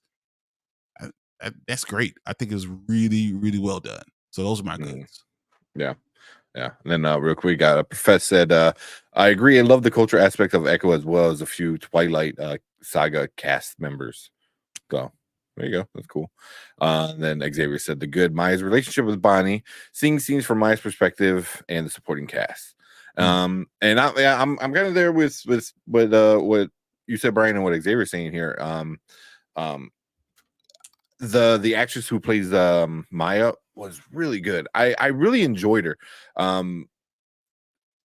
She knew, like, just like, I don't know, like, she knew how to make connections. Her and the chemistry with Bonnie was really good. You know, her and this anger with Chula was really interesting, you know. And like I said, full spoiler, the part where she has like a conversation with her mom towards the end. Oh my god! Oh, that was so good. Oh, because it catches you off guard. And I remember watching it. I'm like, wait a minute, that's her mom. I'm like, oh, it was the bird. And I'm like, oh my god, like, she's talking to her mom, you know. And the whole scene was like, oh, I love you, blah. And everything she said was like, and then the importance of the armor that you're going to put on, and and even when Chula finally sat down, talked to her, and talked about the importance of ancestors and the way they would go to the American Sign Language was so awesome. I was loving that part. Like, it was so good. And everyone in the freaking movie was signing. You know, at least all the Native Americans, everyone part of her tribe was definitely signing, which is super cool. Yeah. And then Chill said he got a question. You know, since we're spoiling, did anybody die? A lot of people, they're like random guys. random people died. I'm thinking main characters. Main characters, no. No, but random dudes did die. The guy who cleaned the skates, oh yeah, he died. Oh yeah. Yeah. There's some problems with some of the very minor characters, you know, in the way they die. Some people at the beginning, you know. Yeah. But any main character you're thinking of, no one dies. Yeah. So, but yeah, I thought, Maya with that, the whole vibe of it, I thought was really, really good. The backstory, the way it started was, were you seeing these like, you weren't sure what they were, aliens or creatures, or like, what were they? And they're in this weird looking cave drinking the water, and then they become like the Native Americans of the original Native Americans of that tribe. And it was just like, that was super cool. that was super cool, you know. It's like you were in And one place and you actually transferred into this other plane of yeah, existence. yeah. It was so cool. It was really, really cool. Um, and then the flashback scenes I thought were really well done.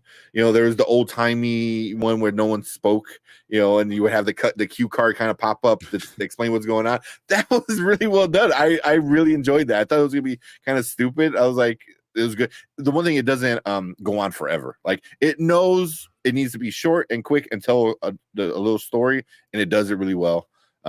But this has a lot of emotion into it. I'll give it that. This show had a lot of emotion at times. Trauma. Yeah, The trauma is just huge. a lot of family, trauma. Just yeah. So, but yeah, One other everything thing I gotta with say, what you said. you Yeah. know what? Also, I gotta say, when we saw things from Maya's point of view, the Mhm. dullness of the sound, I thought that was Oh, well done. So, yes. like, you understand what she's getting, and she doesn't hear any of this stuff. So you're seeing it from point of view, but you're hearing things from her point of view. Mm. Great job. Yeah, Yeah, it's just like thuds and muffled kind of sounds. That was really, really well done. One other thing I forget was the beginning of the beginning of it all. The first, like, 15 minutes or so, you're fully caught up with this character. They give you the backstory, they give you her involvement with Kingpin, they give you what happened with Hawkeye, they give you her connection with Daredevil a little bit with that awesome fight scene. So, like, the first 15 minutes of the first episode, you're caught up. You're like, I know everything I need to know about this character. Like, I don't need to go back and watch Hawkeye, because you really shouldn't. And and then, like, you kind of like get what's going on, and then throughout the rest of the show, they kind of fill in other big, storylines between her and Kingpin, and stuff like that. But just right off the bat, they catch you up and they do it in such a way that it's good, and you don't need to watch the other stuff, which I think they need to figure how to repeat that more often, because that can definitely save a lot of viewers, because you're like, I you don't need can't to watch watch this it. We're gonna explain. because I missed this. Yeah. So, um, so here we go. A few more comments real quick, and then we'll get into our bads. Brandon said, I enjoyed the backstory and how it tied to Hawkeye. Yep, I love how they were respectful to the culture. Exactly. I like how they did ASL. Murders in the Building did ASL episode that was done well, also from the point of view of the character. Okay. Yeah. When you do it like good, and obviously she's actually, as an amputee in real life, and she signs in real life. So this is her being her, kind of, with It's interesting how adding the they character. put that into the whole into the Mhm. character. Like, Mhm. yeah, I'm pretty sure that's got to be some trauma that she's went through that they put into the character of Echo. Like, that's not word beat for beat how happened with her Yeah. leg and all that stuff. Yeah. So, like, we'll go into the bads. That's one thing a lot of people are complaining about, is that this character is too different from the comic book. Um, I don't mind as much, but that is one thing, that people are like kind of getting really angry about it. Like, oh, it's too different. She's not the character she is from the comic. But I don't know. What do you think about that? And then what do you They got for change bads? things all the time, and they do that Mhm. all the time. The Guardians of the Galaxy for the comic books are not the same Guardians of the Galaxy we got, in the movies. That's just things that they do. They take liberties for some of those things. I just, as long as you understand who the character is, and it's not like all of a sudden she's now someone who can hear, or they made Mhm. her a guy, or made her not Native American. You know what I'm saying? Like, Yeah. you change everything about the character. That's different. I think as long as you respect the character, you can change. You can have some liberties. You can change some powers, whatever. I have no problem with that. Things I didn't like, I think that, the curse of only having 5 episodes, that you got very little Chula understanding Mhm. her things from her perspective, why she would do that. Well, we didn't know anything what Chula was doing until the 5th episode. Like, nothing. And it's you said the thing between her and Bonnie. I knew it in the first episode, but I really didn't feel the connection that much Oh, no? because I didn't know anything else about Bonnie. Like I don't how she grew up. I don't know why what was she a police officer or she was a firefighter. I didn't know anything else. There's no other connection to Bonnie besides what I knew as a kid, and that her that Echo, or Maya loved her. Maya loved her, but I didn't know why. I didn't know how many times she's been in her life that she's been trying to avoid Bonnie. Like I didn't understand what the heck that was about. They introduced other characters that we had no backstory for. So it's like some of that stuff was hurried a little bit because you didn't have the time.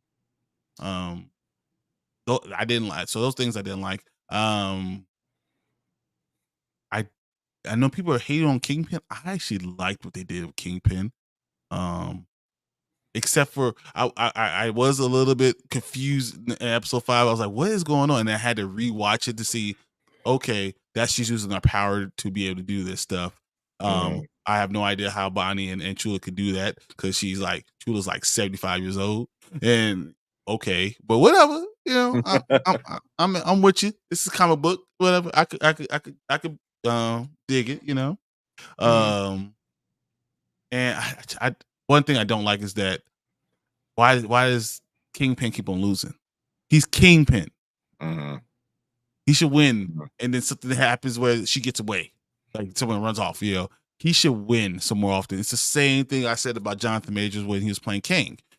When Kang needs to be a great villain, he needs to win, and Kingpin should only lose if he's dealing with Daredevil or Spider-Man. Yeah. Also, I like the main bad guy, the big bad guy, like a Thanos, doesn't lose. His underlings lose. You know what I mean? Which just makes him more, like more, crazy. But yeah, I do agree with that. Sure. Anything else, or? I mean, we there's other issues with some things going on in the story. Like it's just they got some plot holes. They got some things missing. They got some details that are missing because they only took 5 episodes. So that's just me. Yeah. I was going with what ABC was saying. I think it had a lot of issues because they cut out a full 3 episodes. That's crazy. That should have been 8 episodes. And I think with 8 episodes, there's things that probably would have still been rushed, but you probably would have been able to get more with Bonnie, more with her uncle. I forgot what his name was. The guy who did the roller rink. Who ran it. I think you definitely could have got more into him. I feel like his character was just super added. Rushed. It was just added in. They're like, okay, so and who are you? Why do I care about you? Yeah, dude. It wasn't until third episode where I was like, who is he? I'm like, oh, that's her dad's brother. Like, what? I was like, they definitely rushed that. There's a lot of stuff they rushed, and if they cut a full 3 episodes, that explains a lot. Because it does feel like they cut a lot of things, to cut it down to 5 episodes, which I don't get. I don't get why. I don't know. But yeah, so we got Xavier said his bad is the story suffered from only 5 episodes. Yep. Needed more character development with Maya. I really didn't care much about Kingpin in this one. Yep. And yeah, so we're gonna talk about the ending as well as the post credit scene. So we're gonna get into both of those, or at the end. But they said they should have brought Tombstone to take over when Kingpin was down. That would have been very interesting. That would have been actually pretty cool. Yeah, Henry. Yeah, because then was it Henry? I definitely wanted to know a little more about Henry. That's what I was having issues trying to figure out some of the relationships. Yeah, because everything was just thrown in. Like we were just adding characters just as we were going in. Yeah. But yeah, I mean everything Brian said I pretty much agree with. Even what Xavier with the issues he had. I wish they would have developed some of the side characters. I do feel like they developed Maya enough. I think Maya was pretty good. But she's really the only one developed. And I get maybe you didn't want to bother with some of these side characters who we might not really see again. But then you got to develop Kingpin. You know what I mean? And I was okay with Kingpin. I wasn't like, I was like, okay, I guess, but I wasn't like super pleased with it. I just feel like it was a very different version that we got from the Daredevil show, Mhm. and Mhm. now that we're saying it's all canon, I was like, wait, where's the disconnect? And the only thing that I can justify it is he thinks of her as like His a daughter. family member, a daughter, Yeah, or he's a niece, no, but I he think more literally like a said daughter. at the end, he said, cannot remember a time where I didn't see you think of you as a daughter." Yeah, yeah, that's right. So that'll be the only reason why I would see he would not make logical moves, because it's already proven in the past with Daredevil, when people he loves has like issues, coming at them, he does things irrationally, Mhm. and very, very, very quick. It doesn't really fully think it through, and he just like, I'll fix it later. You know what I mean? And I kind of feel it's the same with this, but without the violence. He's like, I shot you in the face. It's fine. I get why you did it. It's like, it's like, here's some cookies, here's some wine. You poured the wine down the drain. It's okay. I get it. Yeah. And it was a lot of that. And he's just like, just come home and I'll make you the queen pin.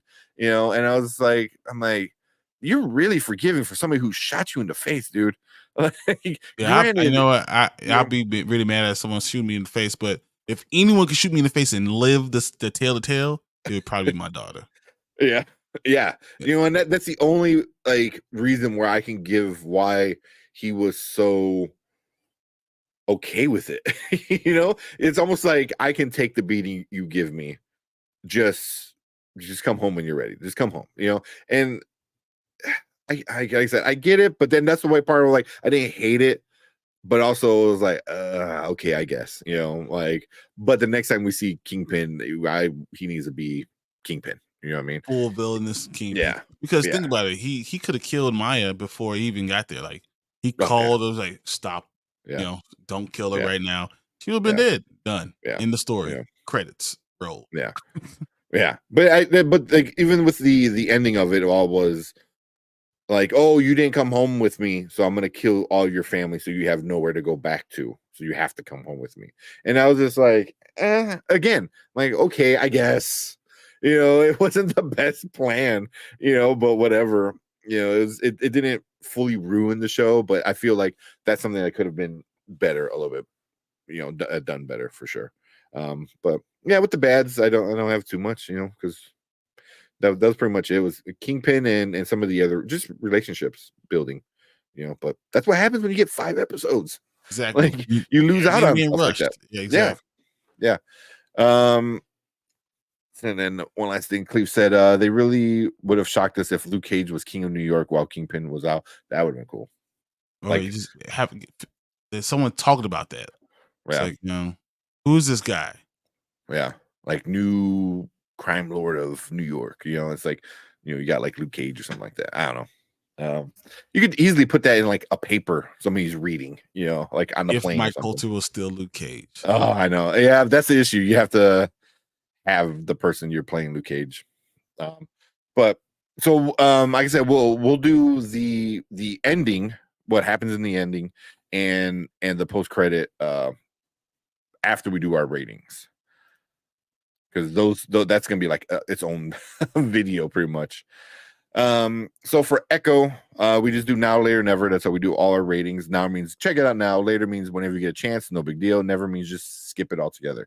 What do you give an Echo? I can't even give it a later. I'm between now and later. I'm Mhm. going to go be on the side of now because I just enjoyed. When watching it, it's not like I could just watch an episode and say I'm going to wait till later to watch it. I had to watch the next episode Yeah. and had to like.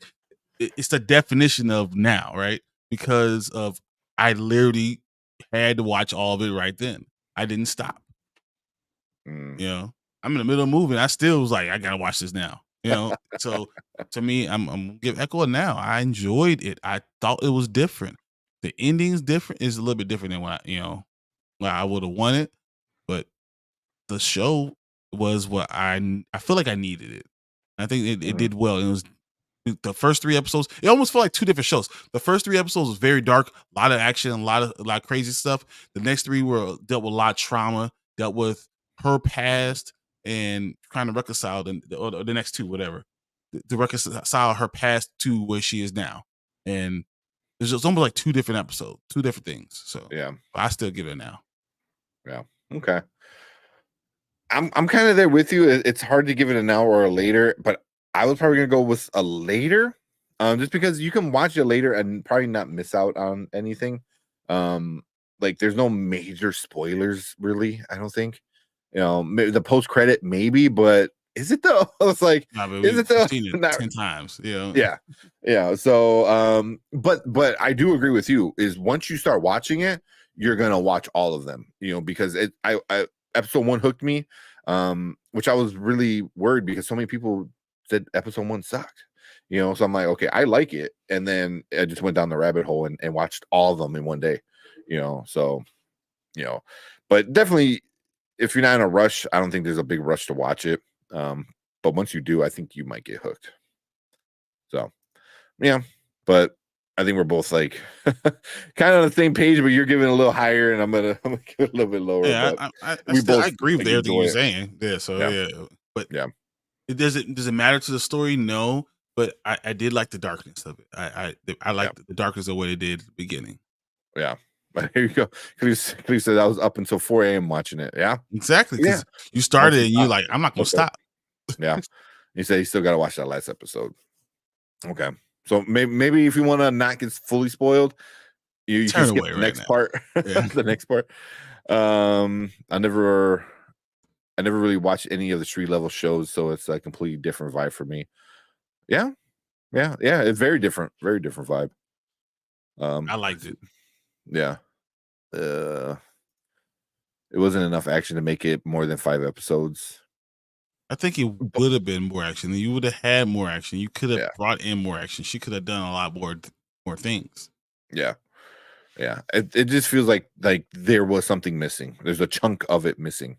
Mhm. Like you literally like feel there's a part I remember in episode 4 where I'm like, I feel like I'm missing something. And then episode 5, kind of once that starts, you're like, oh, I'm really like there's so weird. Where did you go from here to here? That doesn't make any sense. Yeah. They should have brought Tombstone. Oh, you already said that one, but okay.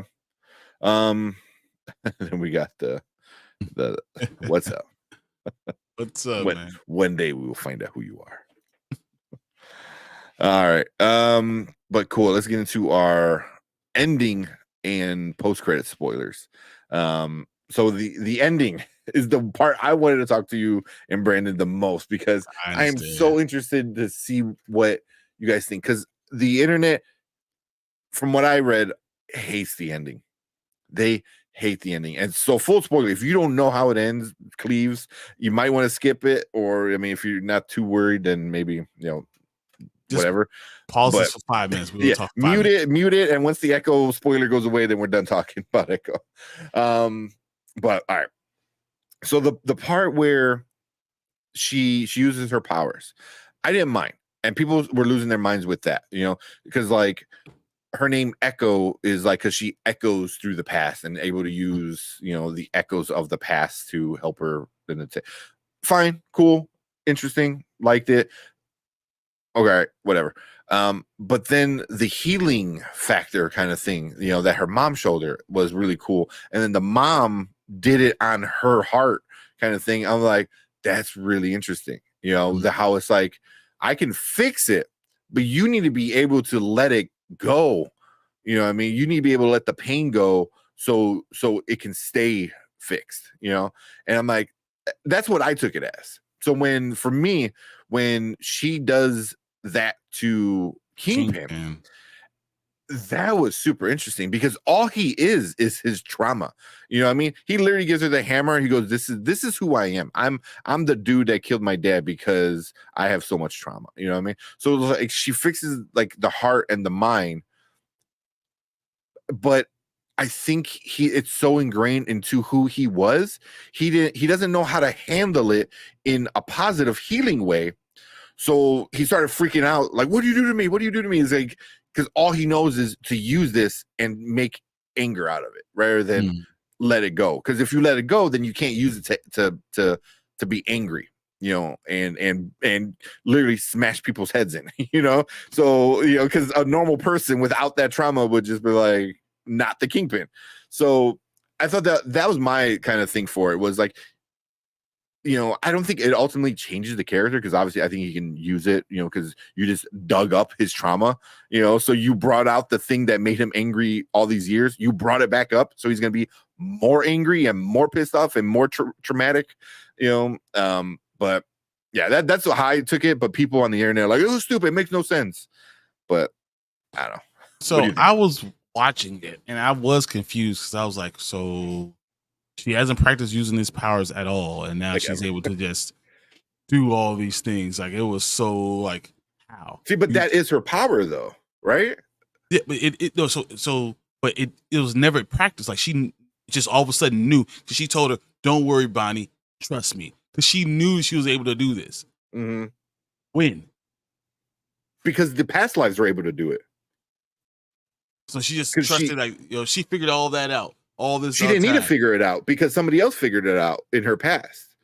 Because that was like her powers, is she can echo through past, right? Yeah, but I understood, I knew the healing power. I understood the healing power. Mm-hmm. I understood the whole thing with Kingpin, even though I didn't necessarily like that. I totally understood it, but I didn't understand her being able to use her power to give Chula the ability to beat up 6 guys around her. It was stupid when they all have guns. Yeah, no, it's like no, that doesn't woman. Yeah, that doesn't make any sense to me. Mm-hmm. Like, that's where I draw the line. Like, all right, this is where I draw, right? Yeah. It's like, even Bonnie, who's only like maybe 4'11", 105 pounds, all of a sudden she gets beat up everyone's because you're using their hands. I don't know about that. That just didn't make any sense to me. Yeah. So, and also they never explain if Bonnie had the gift, because Chula had the gift, because she said she had the gift because it passed on to her daughter and it passed on to Maya. But Bonnie, like the cousin, like she had it too. I don't know. No, I don't think she did, but Echo was able to pass her power off to her. Which, how did you know you could do that? Like, I mean, where did this it's so many missing things in between. Yeah. It was seen like I feel like the ending was rushed. I don't think it was bad. I think it was rushed. If those could be two different things. Like, you could have explained a little bit more.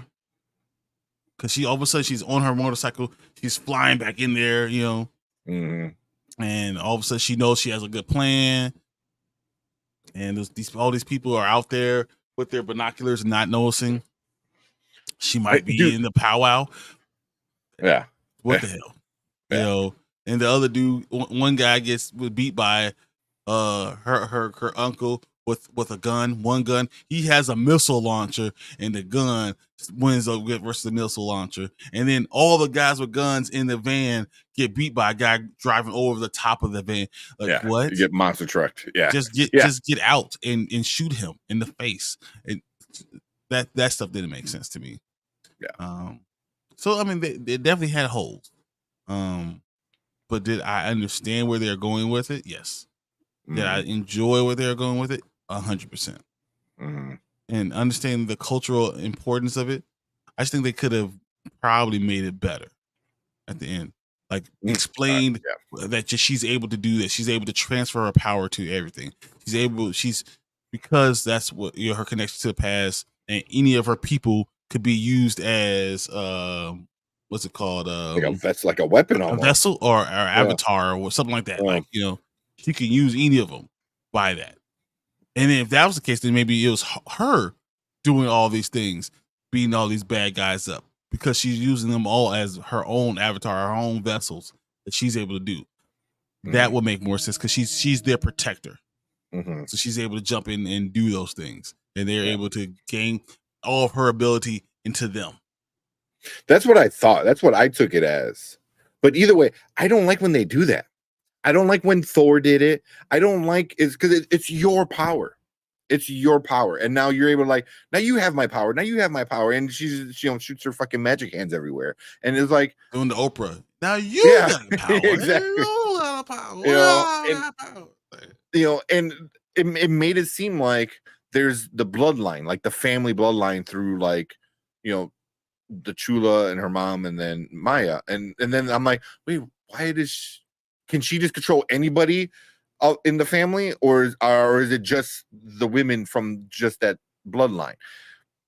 It was the whole thing, even with Kingpin, was very, like you said, it was quick, so fast. Like you did too much too fast, and I was like, why did he just leave?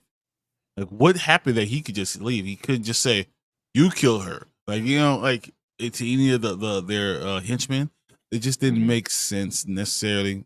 You know, I understand where they're going for, but I don't think they hit what, you know. I think it was probably explained before, and that's what we're listening. Another thing we're missing with another episode. They just try to figure it all out in 10 minutes. Yeah, it was even like the reason why like Kingpin got mad, so like, I'm gonna kill everybody now. I was like what? Like I said, I get it, but it's also like I don't know. It left a lot for interpretation. It left a lot for to be desired. I mean, just honestly, that's too much to try to figure out at the end. Yeah. Like I said, I didn't fully hate it as much as other people on the internet just absolutely hate it. Like, it wasn't as bad as the ending as Secret Invasion. Secret Invasion was just, I understood it. It was just bad. You know, this, I think because you said it left it up for like interpretation. So you're like, what did Maya really do to Kingpin? You know, like what happened? You know, I wish they were to kind of do it. And, you know, even I forgot who said if they would have brought in Tombstone, that would have been better, because then you could have done that to Tombstone and messed up his back story in life and spent like a half episode in his backstory, right? Now you're introducing a character, giving his backstory, but messing him up and then prepping Kingpin. So now Kingpin knows not to fall for that same trick. You know what I mean? Kind of stuff. So I think that happening to an underling would have been better, you know. But yeah, it was missing something. Something was missing out of it. It was missing. I didn't hate it. I didn't feel like disappointed where I'm like, oh well, that sucks. But it was just a part where I was like, damn, like it could have been better. Yeah. It could have been better. And I at the end, I'm like, 5 episodes is why we got an ending like that. You know, like it didn't feel explained, you know, enough. So, you know, because you imagine like she learns about the powers, meets her mom who teaches her about the healing thing, and then like uses the powers all within like what, 15 minutes, 20 minutes, exactly, you know. And it's like that's a lot all at once, you know. So like you have to kind of like put your own kind of thing together, which I don't mind doing. But all right, let's see what you guys say before we get into our post-credit stuff. Do you guys think they re-release it with more footage? Probably not. No. They just glanced over her powers. I have no idea what they are. Yeah. I mean, really, it was is. Never explained. It was never explained. No. But I mean, from what, like I said, what I believe is she can echo through the past. You know, she can get the echoes from the past, or that's a better way to explain. So that's why she's able to have like the badass, you know, warrior, you know, athlete chick, you know, and then the sniper chick, and then, you know, the mom and stuff like that. You know, the original woman, you know, like the leader, you know. But yeah, I'm sure it was all explained somewhere on the cutting room floor. Exactly. Yeah. Exactly. It's left on a board somewhere at Marvel Studios. So we're gonna go from B to C, and they're like, "No, we're not gonna do that. We'll just go from A to C. We're good." Yeah, skip it. Marvel can now stick the landing with the endings to these TV shows. Yeah, yeah. Better take notes from Netflix. They did a really good job. Exactly. It knows how to finish it. Even if it's another season, knows how to finish it. Yeah. Sounds like a 7. Yeah. Like stars and ratings. If it was 7 out of 10, that's about where I put it. 7. That's where I'm at. And I think Rotten Tomatoes has it around there too. I think the critics are like 63, 67, and the audience is at 70. So it would be like a 7 out of 10. I'm probably there, maybe a little bit higher, like 7.5 out of 10. Yeah, 7. I did maybe enjoy it. Yeah. I did enjoy it, but the ending should have been better. But yeah. And then the post-credit scene. That was cool. They set it up for something bigger, but at the same time, like I wasn't like oh my god, like it didn't blow my mind. But basically, Fisk Kingpin is on his way back to New York. He's watching the TV, and the TV is talking about there needs to be a mayor who and they just explained Kingpin. They were like, oh, if it was just a fat white guy, bald white guy, like he's like, that's me. But basically that's what it was. It was like he needs to be a brawler. He needs to be like somebody who's not a politician. He needs to be somebody who knows you're not afraid to fight and this and that. And the whole time he's like, they're talking to me. That's what I got. That's me. Yeah. It's me. Yeah. So they're definitely setting it up. So Kingpin is going to become the mayor, like how he does in the comic books and stuff like that. So, yeah. What do you think about that? That's exactly what I thought. I saw it and I thought that, okay, that gave us all the answers without us having to figure out anything. Oh, he's like, oh, we got to take action. We got to do all this stuff. And then they're like, oh, no, we're just going to run for mayor and control all the laws. Yeah. Which, I mean, that's not how it really works either. It's like, when does the mayor become king? I didn't see that there.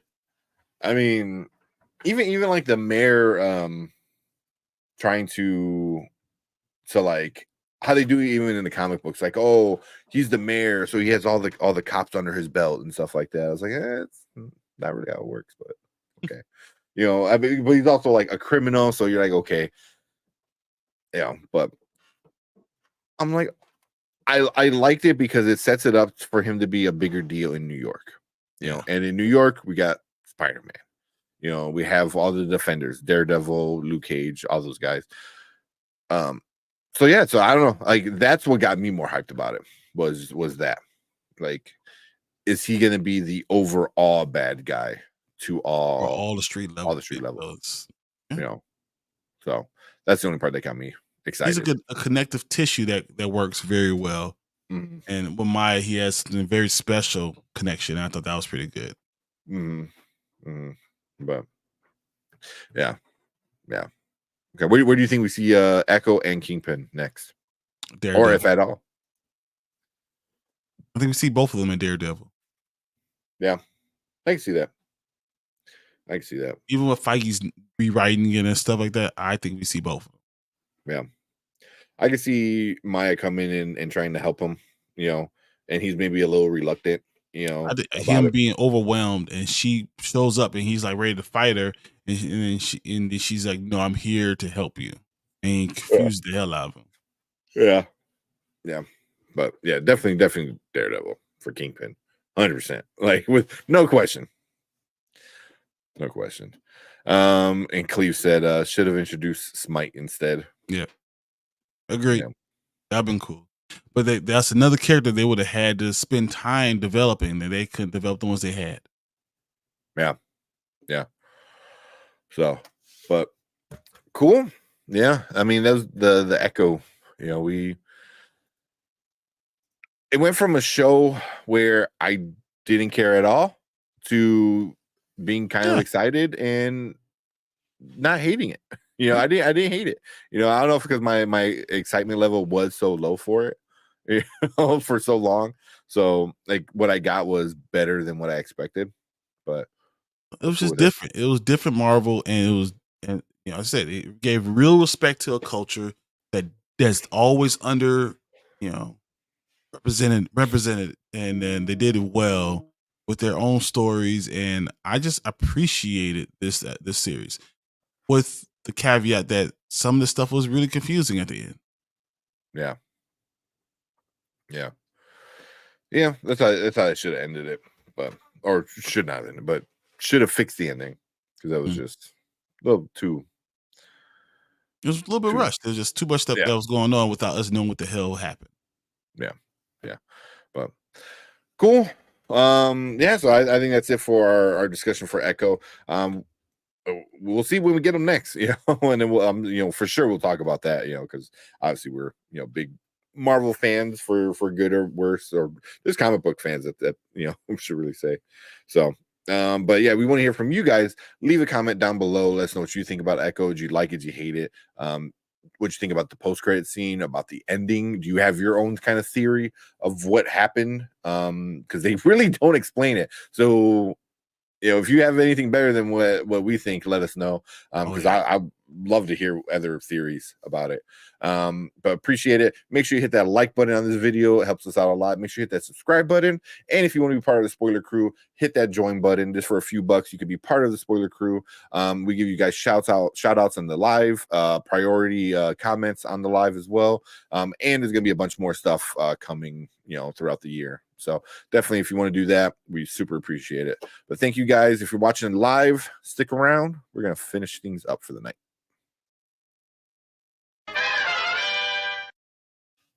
All right. Let me go grab a tea real quick because I am dragging. Give me 1 second. Bring them down. Let's see what we got. Some ones that we missed. Probably Kingpin, Tombstone, Scorpion, and the Hand versus Spider-Man, Daredevil, Luke Cage, and Iron Fist. I'd be good with that. I mean, I just started with Jessica Jones too, and just do the whole Defenders with Spider-Man. They get all the street level people, like Scorpion. They already introduced in the Spider-Man movie. The Hand they already introduced in Daredevil. Daredevil and Iron Fist. Tombstone they would have to introduce, and Kingpin obviously they already introduced. So the only new person would be Tombstone. So that's not crazy. They could definitely do that. I wouldn't mind. The only issue is I don't know if the Hand and Kingpin would play nice together. I can see the Hand having like either Tombstone or Scorpion and Kingpin having the other one, and then they kind of work together, but they still kind of screw each other over, just because they think they both should be in charge. But should have sold with him making the tech he had, the for Smite. Yeah, that would have been cool. Same the Eye Candy couldn't join us tonight. No, we were waiting for him, and then he sent us a message that he's out busy. So, yeah, went to go see a movie and stuff. So he'll be back on Monday. And it's also funny, like I know who you're talking about. Brandon Davis said, "My man talking trash about One Piece, saying they don't even need all them episodes. I mean, they really don't. They really, really don't. I mean, I'm really enjoying One Piece. They don't need all those damn episodes, man. So I'm in this one that's called the Water Saga, right? And it's considered like one of the better sagas of it all. I'm at the end. So there's 3 or 4 episodes, and all they are, hey, remember how all this happened? Remember how this person joined the group? Remember how this person joined? And I'm like, I skipped over all those because they didn't do anything, and then there's like random episodes. They really don't need all those episodes. Like if you want to cut out all the fat and it's all like a 90 episode saga, you trim out all the fat, you can bring that thing down to like minimum 70 or at least 70, if not more, if you really want to edit. So One Piece has a shit ton of filler, a shit ton. So we got Preston. Where's that going?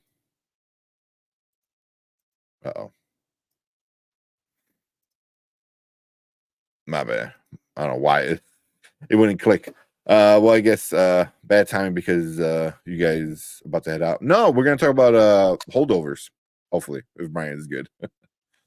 Well, we just finished Echo. Chill said Kingpin might be mayor in the new Spider-Man. Oh, I think he will, 100%. By then, yeah. So I just thought that we were supposed to get Daredevil before Spider-Man, but I don't know anymore. They're changing so much of Daredevil. Yeah. So. Yeah, they're changing so much of it. I think though we will because they're at least shooting, where Spider-Man is not even. It's still in anything. Development. Yeah. But yeah, definitely Kingpin is gonna be mayor. and it's gonna be kind of cool. Because I can't wait to see Vincent. What's his name? D'Onofrio and Tom Holland Spider-Man. Because dude, that Vincent is a huge dude, and he's even bigger as Kingpin. And Tom Holland's granted, he's a man at this point, 20 something. He's still a tiny guy. So to see these two next to each other is gonna be awesome. Like, it's like the comic book. No, like, I mean, me and Brandman next to each other about the same thing. It's about the same thing. Yeah. There you go. That's what you guys should go to Comic-Con as. You could be Kingpin and he could be Spider-Man. I ain't shaving my hair. I'm not shaving my hair. I'd rather go with Bushmaster or something else. I'm not shaving my hair.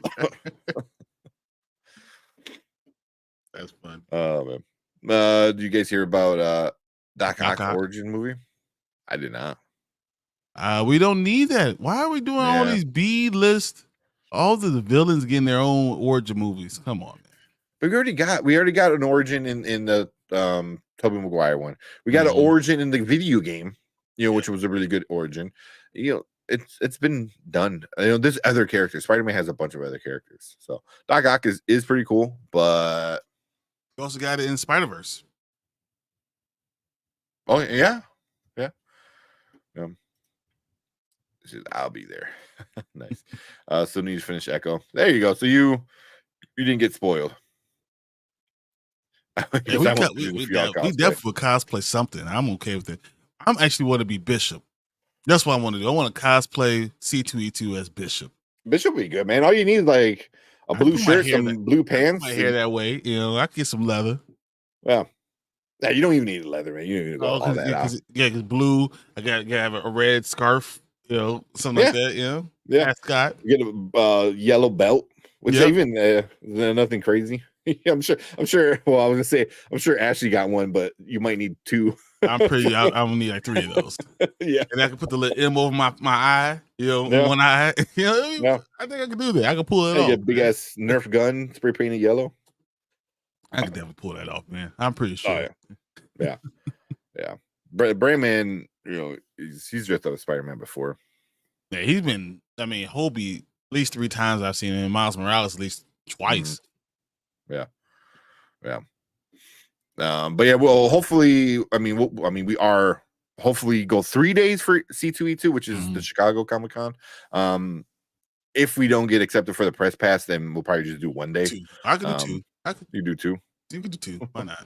I want to do 3 because on Sunday it's family day, and I want to bring my son, on there because I think he'll like it to seeing all the crazy shit.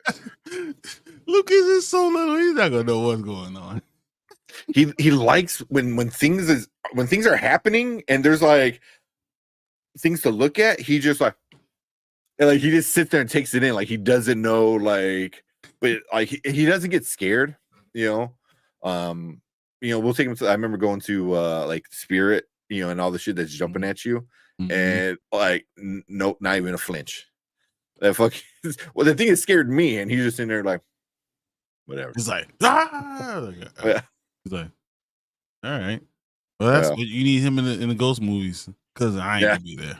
That's what I told Erica. I'm training him. He's gonna be okay with horror movies and good with roller coasters. That's good. I like it. Yeah. Next, we will get a Green Goblin origin story. I know. Come on, man. It's too much. Yeah. Too much. Because that would be perfect. No, leather's good. No. Leather pants. I don't know. I have a 38-inch waist. And my thighs are like 30 inches around. So I don't know how that's gonna work. Well. Oh man. Yeah, I need some I don't see some sweatpants that are blue or just some blue jeans and a blue shirt. Yeah, like some real blue jeans or something. Yeah, I think I can do that. Yeah, get a yellow belt with an X. We can get I'm sure they have a belt buckle that's an X. Red scarf and dude, that's all you need. Put with skin tight shirts on. I'll get a large, and it'll just look it'll look super ridiculous on me. So that'd be cool. There you go. Oh man, but yeah, hopefully, I gotta apply for us so we can hopefully maybe try to get I know you're supposed to do press pass. You gotta do it like now. press. Yeah. So I've been meaning to do that. So I keep forgetting. So I wrote it down on my board at work so I don't forget it. So I'm definitely gonna do that this upcoming week. But if not, then we'll just buy like a 2-day pass or a 1-day pass or something like that. But usually I like going a 3-day one because Friday is a lot of fun. Because it's quote unquote empty compared to the other days. But yeah. What do you think about dude who played Deathstroke as Tombstone? Was that What's that?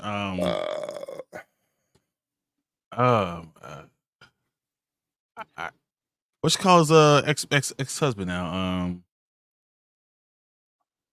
Joe Yeah. Manganiello. Manganiello. Yeah.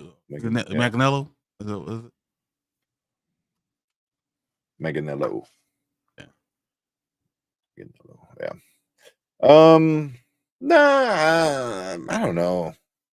That might be okay. That might be 47. okay. You know, Tombstone is like needs to look like he needs to be a big dude, which he's got it. You know, tall, like beefy. You know, you can do the stupid haircut. He's all that. You know, it might not. That's why I'm like, it might not be bad. You know, you can just I mean, throw them. you know, Joe Manganiello is 6'5". Holy shit, for real? Yeah. Damn. Yeah. He's 6'5", like 260. Yeah, I know he's a big dude. You know, but that would also kind of be funny because he was Flash in the Tobey Maguire Spider-Man. He's literally me. Yeah. I would. But what if they bring him back and he's Agent Venom? I would like that a lot more better. Because then now you can connect the Toby stuff. You know what I mean? And because he was Flash then, so you can have him be Agent Venom. I think it'd be cool, kind of cool. Yeah, but it'd be a small part. No, you do a whole movie. One movie, yeah. So you do a whole movie. I like Agent Venom, then I like the Tom Hardy Venom. I'm saying, but if you do, yeah, everyone else loves Tom Hardy Venom. I mean, you're in the minority of that. Yeah. it's okay. I don't hate it, but it's not that great. But Agent Venom is like super cool. I can see like a Tombstone. He's in multiple things. He's in anything the street level. He's going to be there then. Yeah, because Tombstone's is more like an underling trying to be the big guy. So he would be with Kingpin a lot, trying to do his own thing a lot. Yeah, exactly. If he wanted to, you know, and Joe Manganiello is like a big nerd, so you know he would probably jump at something like that. I mean, think about it. He was in Big Bang Theory playing Dungeons and Dragons. Come on, man, you don't get bigger than that nerd than that. I mean, the dude has like a monthly D&D like get together with like other celebrities. That was the whole fun, the whole thing in Big Bang Theory. Oh, was it? It was that. It was him, Will Wheaton, Will Shatner, Kareem Abdul-Jabbar, and Kevin Smith. Oh, of course, Kevin Smith. Yeah, but that's fine. But I wouldn't mind it. That would be cool. I hope we can Scorpion in his armor suit. Oh yeah. What else? Jessica with the Daughters of the Dragon. That would be Scorpion cool. thing. Scorpion thing would be cool. I don't know, man. I think they can make it look pretty awesome. I think they make it without being like too gimmicky. Yeah. I just hope it's not too many too much CGI. Yeah. Which Destro, DCU, Titans, or Arrow? Yeah, right. You're not wrong. There's a few different versions. Yeah, I remember in Big Bang episode. Yeah, I know it. I know too many of these things. Yeah, I went right to Joe, but the Titans one, I don't see him working. The Arrow one for sure won't work as Tombstone. I think Joe's the only one. Yeah, and being the size that he's already a comic book character. Yeah, he's nerdy. All right, excuse me. Time for the holdover. Yeah, let's do quick holdovers, and then we'll call it a night. Oh, yeah, that's what we could legit try to keep it like 50. Like we could do under 15 minutes. It's just me and you. We could do it quickly. Yeah. All right. Hey, Dark Let's. Room. We got. My bad. Clicked away from the comments. There we go. What's up, Dark Room Reviews, fellas? Great to see you putting in the work. Love from Oregon. I appreciate it, man. Thank you so much. Oh yeah, I was listening to your podcast. I think the first episode. That was good. It's good stuff, man. Let me see if we can find it real quick. Yeah. Sorry, hold on. You got it. You know, I'm typing over a cat. Like that's just like he's like refuses to move. Oh, like my arms are like resting on him, and he's like, "What are you doing?" Are you not popping up for me? I know. I have. Oh, also, you seen the Secret Galaxy, the new one about X-Men Evolution? I saw that it had one. I see. Yeah, it came out the other day.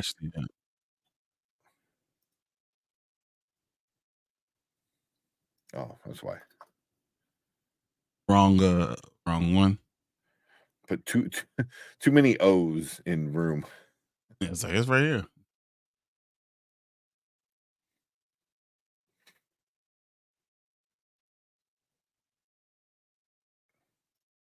Ain't got it yet?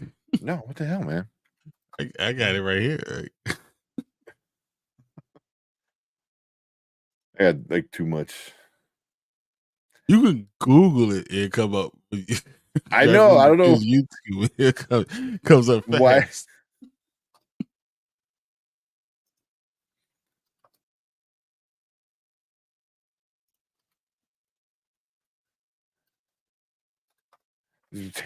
There we go. My God, man. They way too long. Oh, what the hell's going on? All right, bring it up. So I guess your Abigail one. But you did yes, this one down here. Your why are video games adaptations so hated? That was a good one. I like that. I like that one a lot. So yeah, I know I gotta check out the Abigail because we just watched Abigail yesterday. And holy shit. Yeah. So definitely gotta check that one out. But and then obviously your comic book hunting. Those are always fun to do. Because that's what we do. That's what me and Brian do. Like so. But yeah. It's right here. Yeah, yeah. We literally send pictures to each other like, you got this one? You got this one? Yeah. Yeah. Yeah, because I see you got like Superman Lost over here, which is I got to finish that one. Oh, it's so it hasn't finished. You still have one more. One more. Okay. Yeah. So yeah, everybody go check out. Because I don't know if you saw the latest one. Have you read the latest one? No, Superman Lost? I'm a few behind. Wow. Okay, I'm not gonna tell you what happened, but it's whoa. No, I'm a few behind on that. I need to get caught up with Transformers. I've been watching videos, of other YouTubers talking about it, so it could save me the money. But fuck, Transformers is really good. It's really fucking good, man. And it's tying into the bigger universe because Robert Kirkman is in charge of like doing this whole universe kind of thing. So G.I. Joe is kicking off soon. Transformers and Void Rivals, and they're all going to be like intertwined, connected. I knew Void Rivals is. Matter of fact, if I'm going out in the morning, if I go to the comic book store, I'm just going to get them and send them to you. What's that? I'll send you the Superman Lost. I'll send you 6, 7, 8 Superman Lost, and I'll send you a couple of Transformers to see how where you at. Well, I already know what the Transformers like. I like them because there's some shit because the main writer doesn't like one of the Autobots. Just doesn't like him. So, and he's like, I don't want to draw him. I don't want to write for him. So he fucking kills him like in like the first issue. What? Oh my god! Yeah, I don't want to ruin who it is, but yeah, I was like, really, you're gonna kill him like right off the bat because you're like, yeah, fuck him. It's like that's petty, man. But when you're the writer, I guess you could do that. You're God. That's what you're God, and that you're writing for. Yeah. So. Oh man. All right, cool. Let's do this holdovers one. We can Cool. call it night. Let me change the banner real quick. Called the holdovers, right? Yep. Very much a old 1970s feel to it. Huge. Oh, yeah. All right. Let's talk about this one. All right. Welcome to the Spoiler Kings. My name is Tank Kramer with Brian the Grizzly. We are going to talk about a movie that came out a while ago. I've been hyping it up for weeks at this point. Brian finally got to watch it.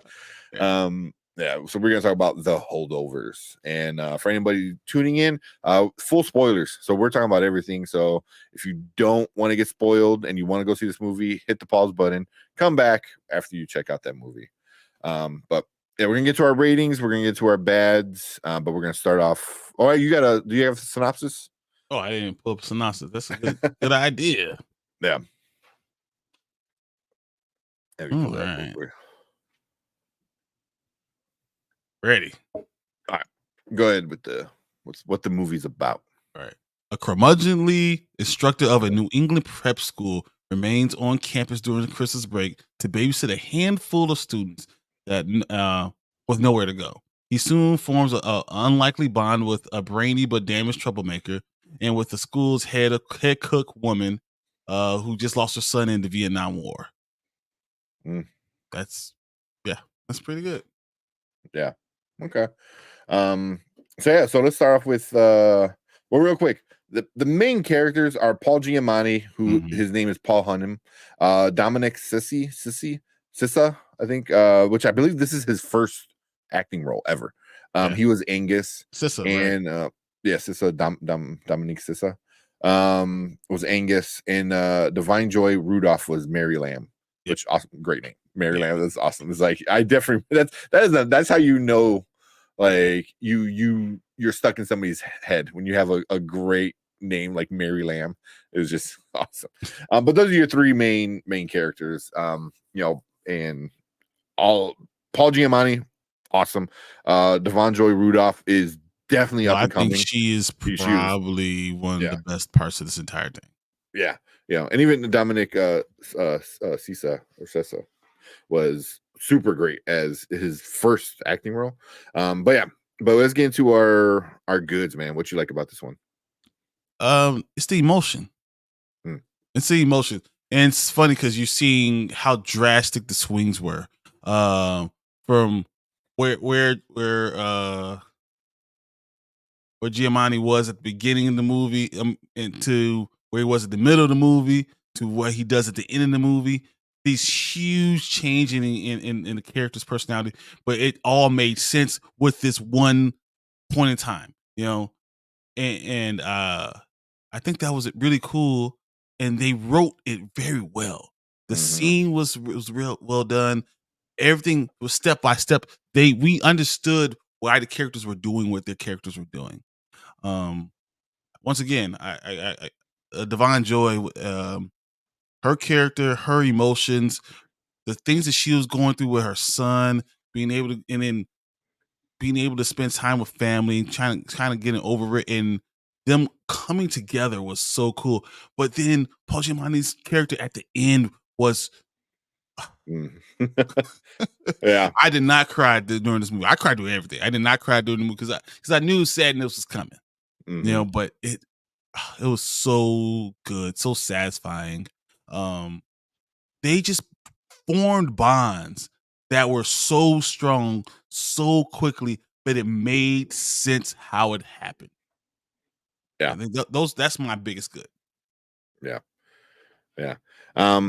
For me it's the ride, the going from where you think all these people are, like, oh, he's the dickhead, teacher, he's the troublemaker, kid, she's like, the just the stereotypical like black woman cook, and then where we end with all three of these characters was one of the best rides I've been on for a movie with character development and everything and relationships in a long time. Like this was really well done, and this is a movie I Changed. didn't want to see. Yeah, it was like I'm like I feel like it's gonna be a pretentious one. It seems kind of goofy. It's based in the '70s. I was like, whatever.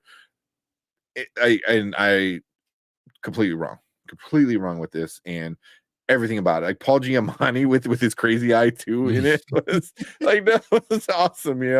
And just all the interactions and finding out why Angus was the way he is, why Hunnam, Oh Paul my god! Giamatti's character Why? was the way he Mm, was, mhm. and how How Devon did Mary someone Lamb. on that level end up there anyway in Mhm.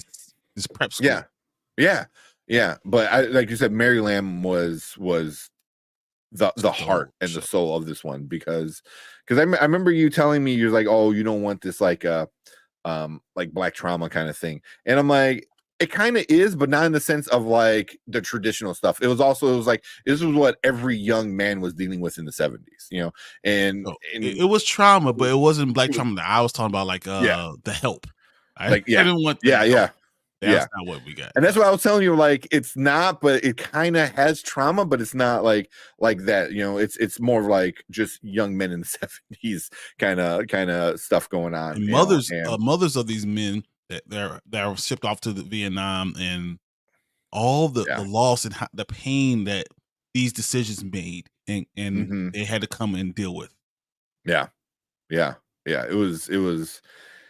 And it's just like the privilege, Mhm. because we start Oh, off with a bunch of boys, with it, and the one boy with the long hair, was like, just cut off your hair so you can go hang out with your family. He goes, oh no, he's gonna break out. It's like who's gonna break first? And it was like, well, and then like I mean, he the was whole thing right is like, though.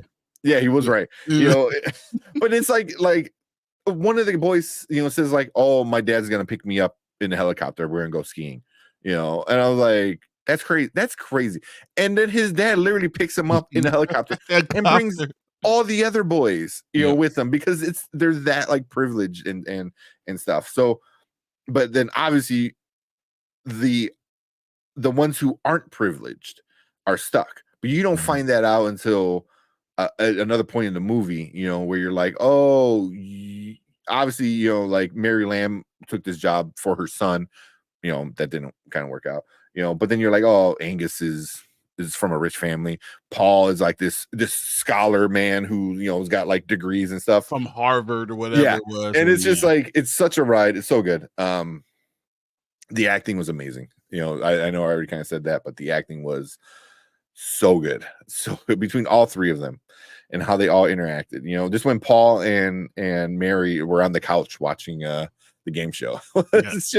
It was just But smoking a cigarette. Mary made him do all type of stuff. Like, just Mhm. she understood what was going on. It's like, "No, you're gonna go fix it. No, you're Yeah. gonna go do this. No, you're gonna go," she Yeah. pushed him to be the better person, the better man, Mhm. and, without her, I think this movie never would have got to where it needed Oh, to go. 100%. 100%. Like it was just crazy because like she lost her husband and she lost her son. Mhm. So she knew what it was to be a father, you know, because she saw her son without one, and she knew what it was to like the hardships of being a son because she had one, so she was literally able to connect Angus and Paul in ways that they didn't even know They they didn't can even see connect it to, from the you know outside. Exactly. and it was just like that's why she was the heart and soul of it, and she just absolutely crushed it. And then dealing with her own trauma, oh my god, it was really really well done. What do you got for your dislikes, man? What didn't you like about this one? The ending, or not the Mm, ending. okay. Yeah, it's I didn't necessarily like the way it went about, how it came about, and I also didn't like the non. We didn't get a resolution. Like Mm, a lot of endings, you get some type of resolution. Like you're like, okay, good or bad or whatever. And kind of was just kind of left up in the air. It's just like, okay, I gave you a snapshot of their lives during this point in time, but we don't know what else kind of happened. It just was like it was done. yeah. I don't think I enjoyed that as much, which I understand why the movie did it, but I would rather, for me, have a complete story, especially because they gave us so much of a great story I will love the completion of that story. But as you said, the acting was great. The story was written really well. So it's just like, am I really just cherry picking? I'm just picking that Well, stuff. Probably. yeah. Give me more. That's my bad. Yeah, more stuff. Yeah, I don't know if I really disliked anything about it, because even the way it looked like it was a movie made in the 70s, not only based in the 70s. So I mean, I liked how that all looked. I enjoyed the ending, like I know you said you didn't like how it ended. Because it kind of just like, it's just life, it's just life, sometimes it's just things happen, you know what I mean? He made a And decision, and he made it. Yeah. Yep. He changed his life, and it'd be interesting for him, but Mary made him a better kind of person, and so did Angus, made him a better person. So Yeah, but if they all left each other's lives and right then that was it. Yeah, I would like to have a little bit more of it. Yeah. Just to know if they next Christmas they met back up, or did they write out of their mind and just went back about their lives. About their life. Yeah. It's kind of I do agree it is an ending that just happens. It doesn't end, so but yeah, I was trying to think of like negatives, and I really can't think of that many negatives or any negative, because it was just a really fun ride for me. But a fun ride. It was a great ride. I don't know. It was a great story. It's like, this is what happens when and again, people always complain like, oh, there's not enough original stuff. Everything's a remake. Here you go. Here you go. Well acted, well written. It looks great. I think the time frame makes sense, because if you do it in like today's times, I think like the technology would mess things up a little bit. We're here, having one phone and one TV, like a landline, and one TV is like, there's a whole part where we couldn't get a hold of Angus's mom. Like in today's world, that's not a thing anymore, man. How? You just call the hotel, they'll page them, and we'll find them where they are. It's no way. You get your cell phone, FaceTime, iPhone tracking. I was like, there's so much fucking shit, so yeah, it needed to be in that time to make the most sense, and I think it crushed it. Yeah. So cool. Let's get into our ratings for this one. Unless you got anything else. It was Paul Giamatti almost deserves. I don't know if he the main actor, like, because I feel like all three of them are supporting actors. You know what I'm saying? Like, they all are depending on the other person. I don't know who's the main focus on, but he did such a great job. But Devon Joy, Richardson, was it Randolph? I'm sorry, Randolph. She deserves some a nod or something like that for best supporting actress. Like, really, the whole story really revolves around her and her pulling everyone together and being able to recognize it, and also be able to deal with her own trauma, and them helping her deal with her own trauma within the stuff that she helped them deal with. She deserves something really, really special for that. Yeah. I would love to see her. At least a nod. Yeah, because like you said, like she was like kind of the glue, but then there's that part in the party where she's playing the same song over, and Sue's like, hey, how about you play something else? And she was ready to rip that guy's head off. It's like, I get it. For whatever reason, I don't remember if they fully explain it, but obviously that song has meaning to her, whether it be her husband or both, or her son. But yeah, it was just like you turn this off, I will kill you, kind of thing. And even the janitor was trying to be nice with her, but yeah, she definitely needs an Oscar nod. Actually, all three of them deserve an Oscar nod for this. I think all three should get like, an Oscar nomination, because they were that good. They were all that good. I mean, I think Dominic was really good. I don't know if he's gonna get an Oscar nod. Is he on the same level as Robert Downey Jr.? I don't know. Yeah. There's a lot of supporting actors that's pretty deep this year. But yeah, his scene with his dad, and then the scene that they have in the restaurant with him and Paul, So Yeah. yeah, there's some good stuff that he's the main part of those scenes. So it'd be interesting. But he was awesome too, all three of them. But cool. Let's get into our ratings for this one. Show me. Gotta hide the banner. All right. So now, later, never. Now means you gotta go check it out right now. Later means you can wait whenever you get a chance, and never means just completely skip it. Not worth your time. What are you giving the holdovers? If you can download Peacock right now, everyone stop what they're doing, download Peacock and watch this damn movie. I will tell you to do it right now. Forego sleeping and enjoy the ride that they give you.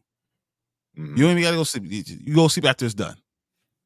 Right now, you can go watch it. This is a no brainer. The funny parts were funny. The dramatic parts were very dramatic. Just they did a great job with the scenery, the scene, the time. You understood what was going on. The Vietnam War, the feeling, the connection between everything. I mean, it's a now. It's just. I mean, I don't know what else you could say. It's a now. Yeah. Yeah, same for me, man. It's a now without question. It's a good Christmas movie. It's a good like kind of dark humor at times and just funny. Yeah, it's a now. It on every level this movie just hits. And to prove it hits on every level, the Rotten Tomato score, the audience give it a 91%, right? Which I was kind of surprised. Usually audience with these kind of movies tend to go a little lower. 91%. The critics, 96%. I believe the critics will love it. Yeah, they can recognize. Yeah, and it also what has makes it special. And it also has Paul Giamatti that they are going to want to give flowers to, as a good actor and all that stuff. So I can see it. Yeah. And then so with some of you guys real quick, Xavier said he's giving it a now. Brandon Davis said he's giving it a now for sure. And I think Xavier said somewhere earlier that this was his second favorite film of 2023. So if I was ranking it's probably my top 10. It's probably somewhere around 8 or 9 for me. It is on my Letterboxd. I believe it's top 10. It's top 10, I think. Oh, shit. I forget where it's at. Let me see real quick. I think it is number 10. It is number 10. It's 10. Yeah. So I'm at probably like 9, and that's why I'm like, yeah, this is good though. Yeah. Just because it's when you watch a lot of movies, it's hard. Yeah. Yeah. But it is definitely one of the best movies in 2023, and one of the movies that surprised me the most in 2023. So for sure. And also there you go, Preston giving it now. So everyone, all 5 of us giving it a now. Critics are telling you to go watch it now. This is a movie you, like Brian said, you download Peacock, get that free trial, and you watch it because it is that good. It is that good. But we'll get into some of the comments real quick, and then before we call it a night. The brand said, I love this movie. I like the old 70s look vibe. I feel like they actually shit on it on film and not digital. Yeah. Like it was shot, not shit. Yeah, shot on film and not digital. Yeah, like it wasn't shot in old school the Bolox camera. So I wonder, I think you might be right. They use like an older camera because it just looks. You didn't get the Welcome Back Kotter feel to it. Yeah. And that's, I think that's just added to it all. I read some of the other reviews on Letterboxd. A lot of them are stupid, like just flat out stupid, and some of them, the more legit ones that didn't like that. They're like, oh, I'm sure it was more of a kid. It's like, it's 2023. You make things look pretty. I was like, no, that's not what you're supposed to do. If you're going to be in you want to give the understanding of what Vietnam War really is. If you don't understand how you look at certain people during the 70s, how this is the way your prejudice will be in the 70s. All that matters with the look of it too. Mhm. You know, because this movie had those things in there too. The prejudice of certain things, how you see people, what you think about this teacher, all that Yeah. matters because of the time period that you're doing it into. So I think Yeah. that's important. Yeah. 100%. Xavier said his good. The relationships between the characters, the direction, the script, the atmosphere, and the hangout feel of it all. Yeah. Yeah. I would even say like they kind of became a family, at one point, that they were But very isn't that like my going on a complaint though? family trip to Boston, like Yeah, yeah, we're going on a field trip. But yeah, isn't that the problem though? Once again, are they ever going to see each other again? yeah, You become a family that quickly to never. We don't know if they ever spend any more time with them. It's so much. It's yeah, hard, that, yeah, that, and that I think that's my complaint is I don't know. It just ended. It was just like, okay, done. yeah. And these But I these mean, but people that's who life are sometimes so, too. but Yeah. these are people that are so important in the forming of who you are, and you Mhm. never see them again, especially if you matter that much. Yeah. If I mean, like, dude literally saved you, like from yourself, kind of, Yep. Yep. So, yeah, You would have yeah, been expelled, and he saved everything about it. He- it's you know everything would happen with her. Like I don't know, and then all of a sudden you never see them again. I thought that's too much. yeah, Yeah, yeah. but I'm Uh, really just picking at a movie that's great. trying to find one thing. Yeah. Because I enjoyed Paul's wit and him being a dick to his students. Yeah, but he had his own personal issues. Yeah, yeah. And sometimes you kind of you mask it, especially as an adult. Like as a teenager full of hormones, it's hard to mask some of these traumas that you have. A lot of them are fresh. Paul's old. You learn to hide them and deal with them, Mm. and mask them. So, and it's a difference. It's like they all had traumas that affected their life, and they all dealt with it in different ways. But Paul and Angus's were Hidden, almost. We're very hidden. like, yeah, but it was like also it's like here's new trauma versus old Old trauma. tr- You know what I mean? okay. It's like new trauma is it's like you feel it the most because it's new, it's fresh, you don't know how to handle it, especially as a teenager. Here's the old man. So it was like how to handle these things. And then also like as a mom and a wife, like handling trauma, with everything she had to handle. So yeah, I thought that was they got all the boxes Yeah, of like, exactly. Exactly. like you should be able to connect to at least one of these people, in some kind of way. The family trauma, the the Um, the parental trauma, the the school, like your school life trauma, life or trauma, everything in that your life has been derailed because of mental one health thing that had nothing to do with you. issues. Mental health. Oh my goodness. The trauma of your war and how it affects you in your life, in your family, loss, Yeah, real loss. yeah, yeah, Just you feel that. I think that Brandon said humanity. I think that's the best word. You feel the humanity in it. yeah. Change this real quick. Yeah. I love the fact that they delved into the character and gave real screen time instead of glossing over story. Yeah, she actually had her character fleshed out. She's the cop from Murders in the Building. Okay, yeah, Yeah. Yes, yeah. yeah. I know she was in something kind of like big.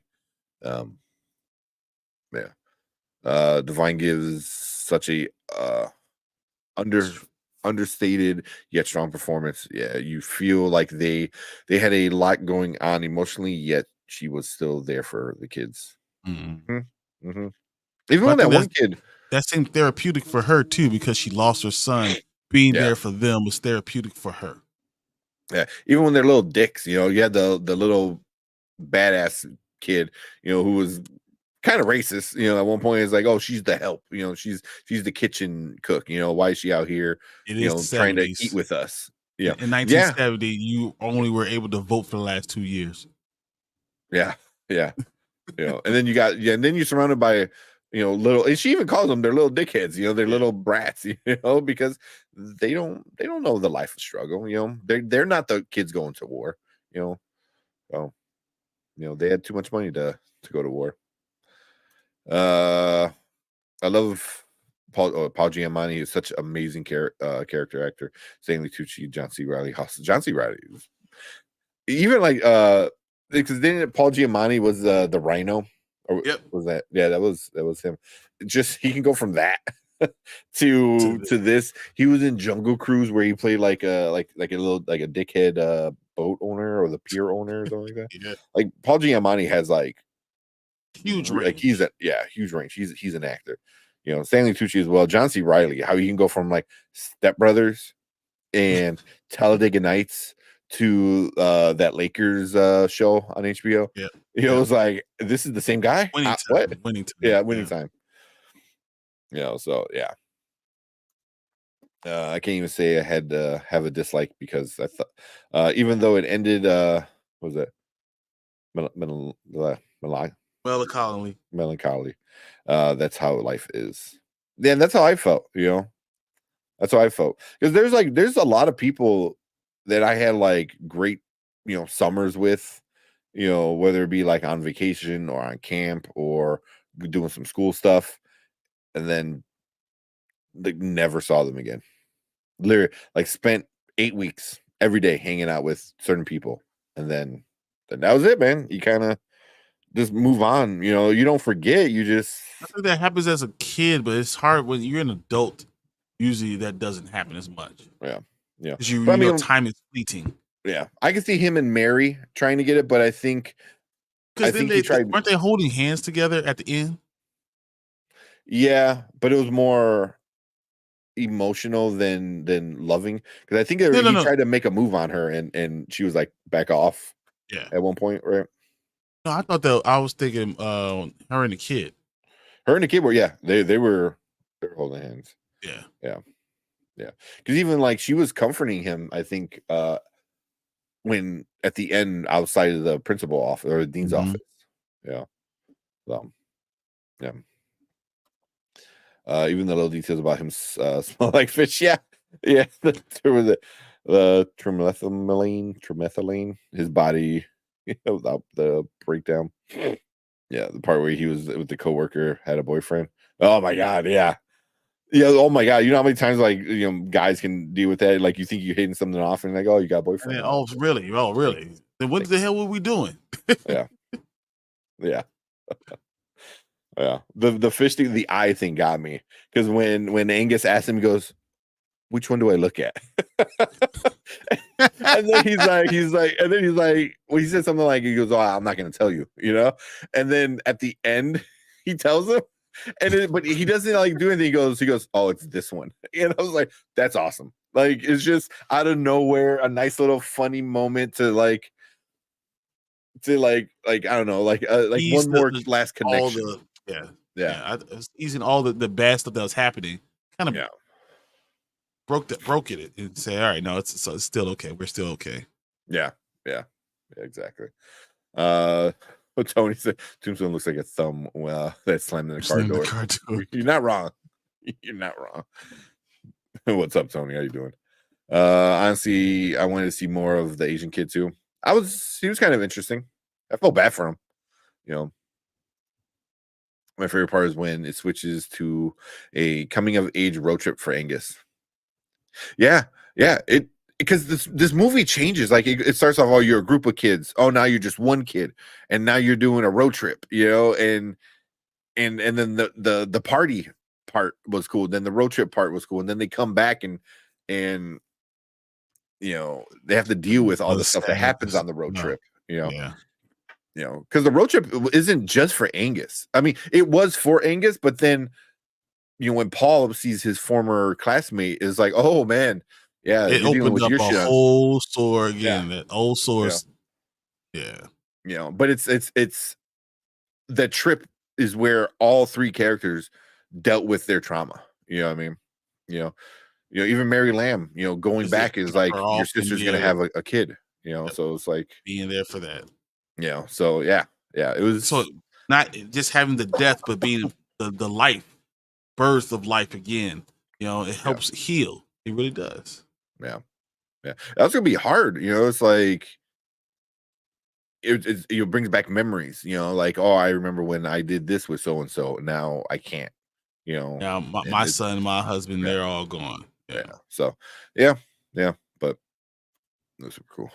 You can relate sad lonely man who he has all his work in a bottle. Yeah. Mhm. Once he started drinking, I'm like, oh shit, he's got a drinking problem. I'm like, oh, you got a lot of problems, bro. So yeah, Devine's on the fast track to an Oscar. I agreed. Yeah, and he said they explained about that song. Okay, because I it's been a few weeks since I watched it, probably a month at this point.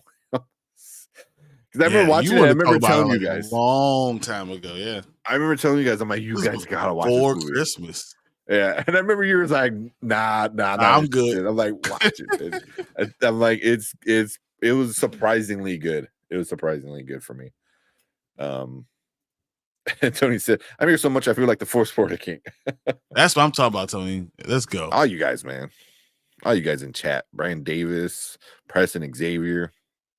You guys help the entire show. That's why we have you guys gonna be part of the Spoiler Crew. Go ahead and jump in and be a part of Spoiler Crew.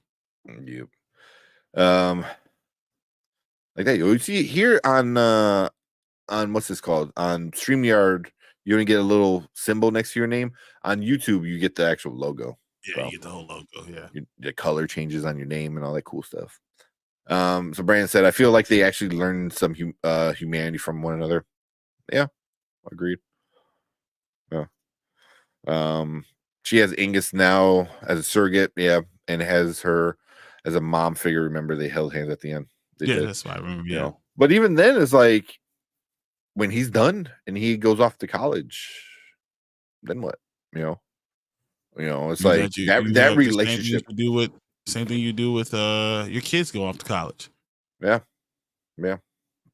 So, and Angus doesn't really like it there. It seems like anyway, but now at least he knows not to f up the opportunity. So take advantage of the opportunity that's right in front of you, because someone else lost their job because of to make sure you still had to maintain this opportunity. Yeah. It's not like, even the whole thing is like he did it not because like you're gonna leave school. It's he did it because if you leave this school, you're gonna go to the war and you're probably gonna die.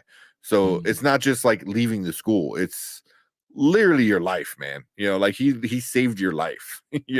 So it's that's why it's had so many layers and so many levels of cool. It was so cool. Paul did an episode of Rick and Morty also. Yeah, he did. He's everywhere, and plus everyone does a Rick and Morty episode. Freaking Hugh Jackman did a Rick and Morty episode recently, as he played himself. I mean, come on. I mean, you go travel the multiverse, you can always play yourself. Yeah. Prince said, I like how Paul called the head human form of cancer. The head human form of cancer. He had some really interesting takes on things. He's just such a bad. Like he doesn't know how to interact with other people. So when people are like, hey, how you going? Oh, I'm going good. And then he'll just bring up a random fact that no one gives a shit. It's like, don't go into a lecture. G's actually the most popular G word is, blah blah blah blah blah. Yeah. Whatever. He was great. And Brand said, I only watched it because of Tank. There you go, man. See? I got good recommendations. This time. Yeah. Oh man. If I tell you to watch it, it's good. If I tell you not to watch it, then it's 50-50. That's on you. But if I say watch it, then it's worth a watch. You still don't like Beast Wars. This is so awful. I do not.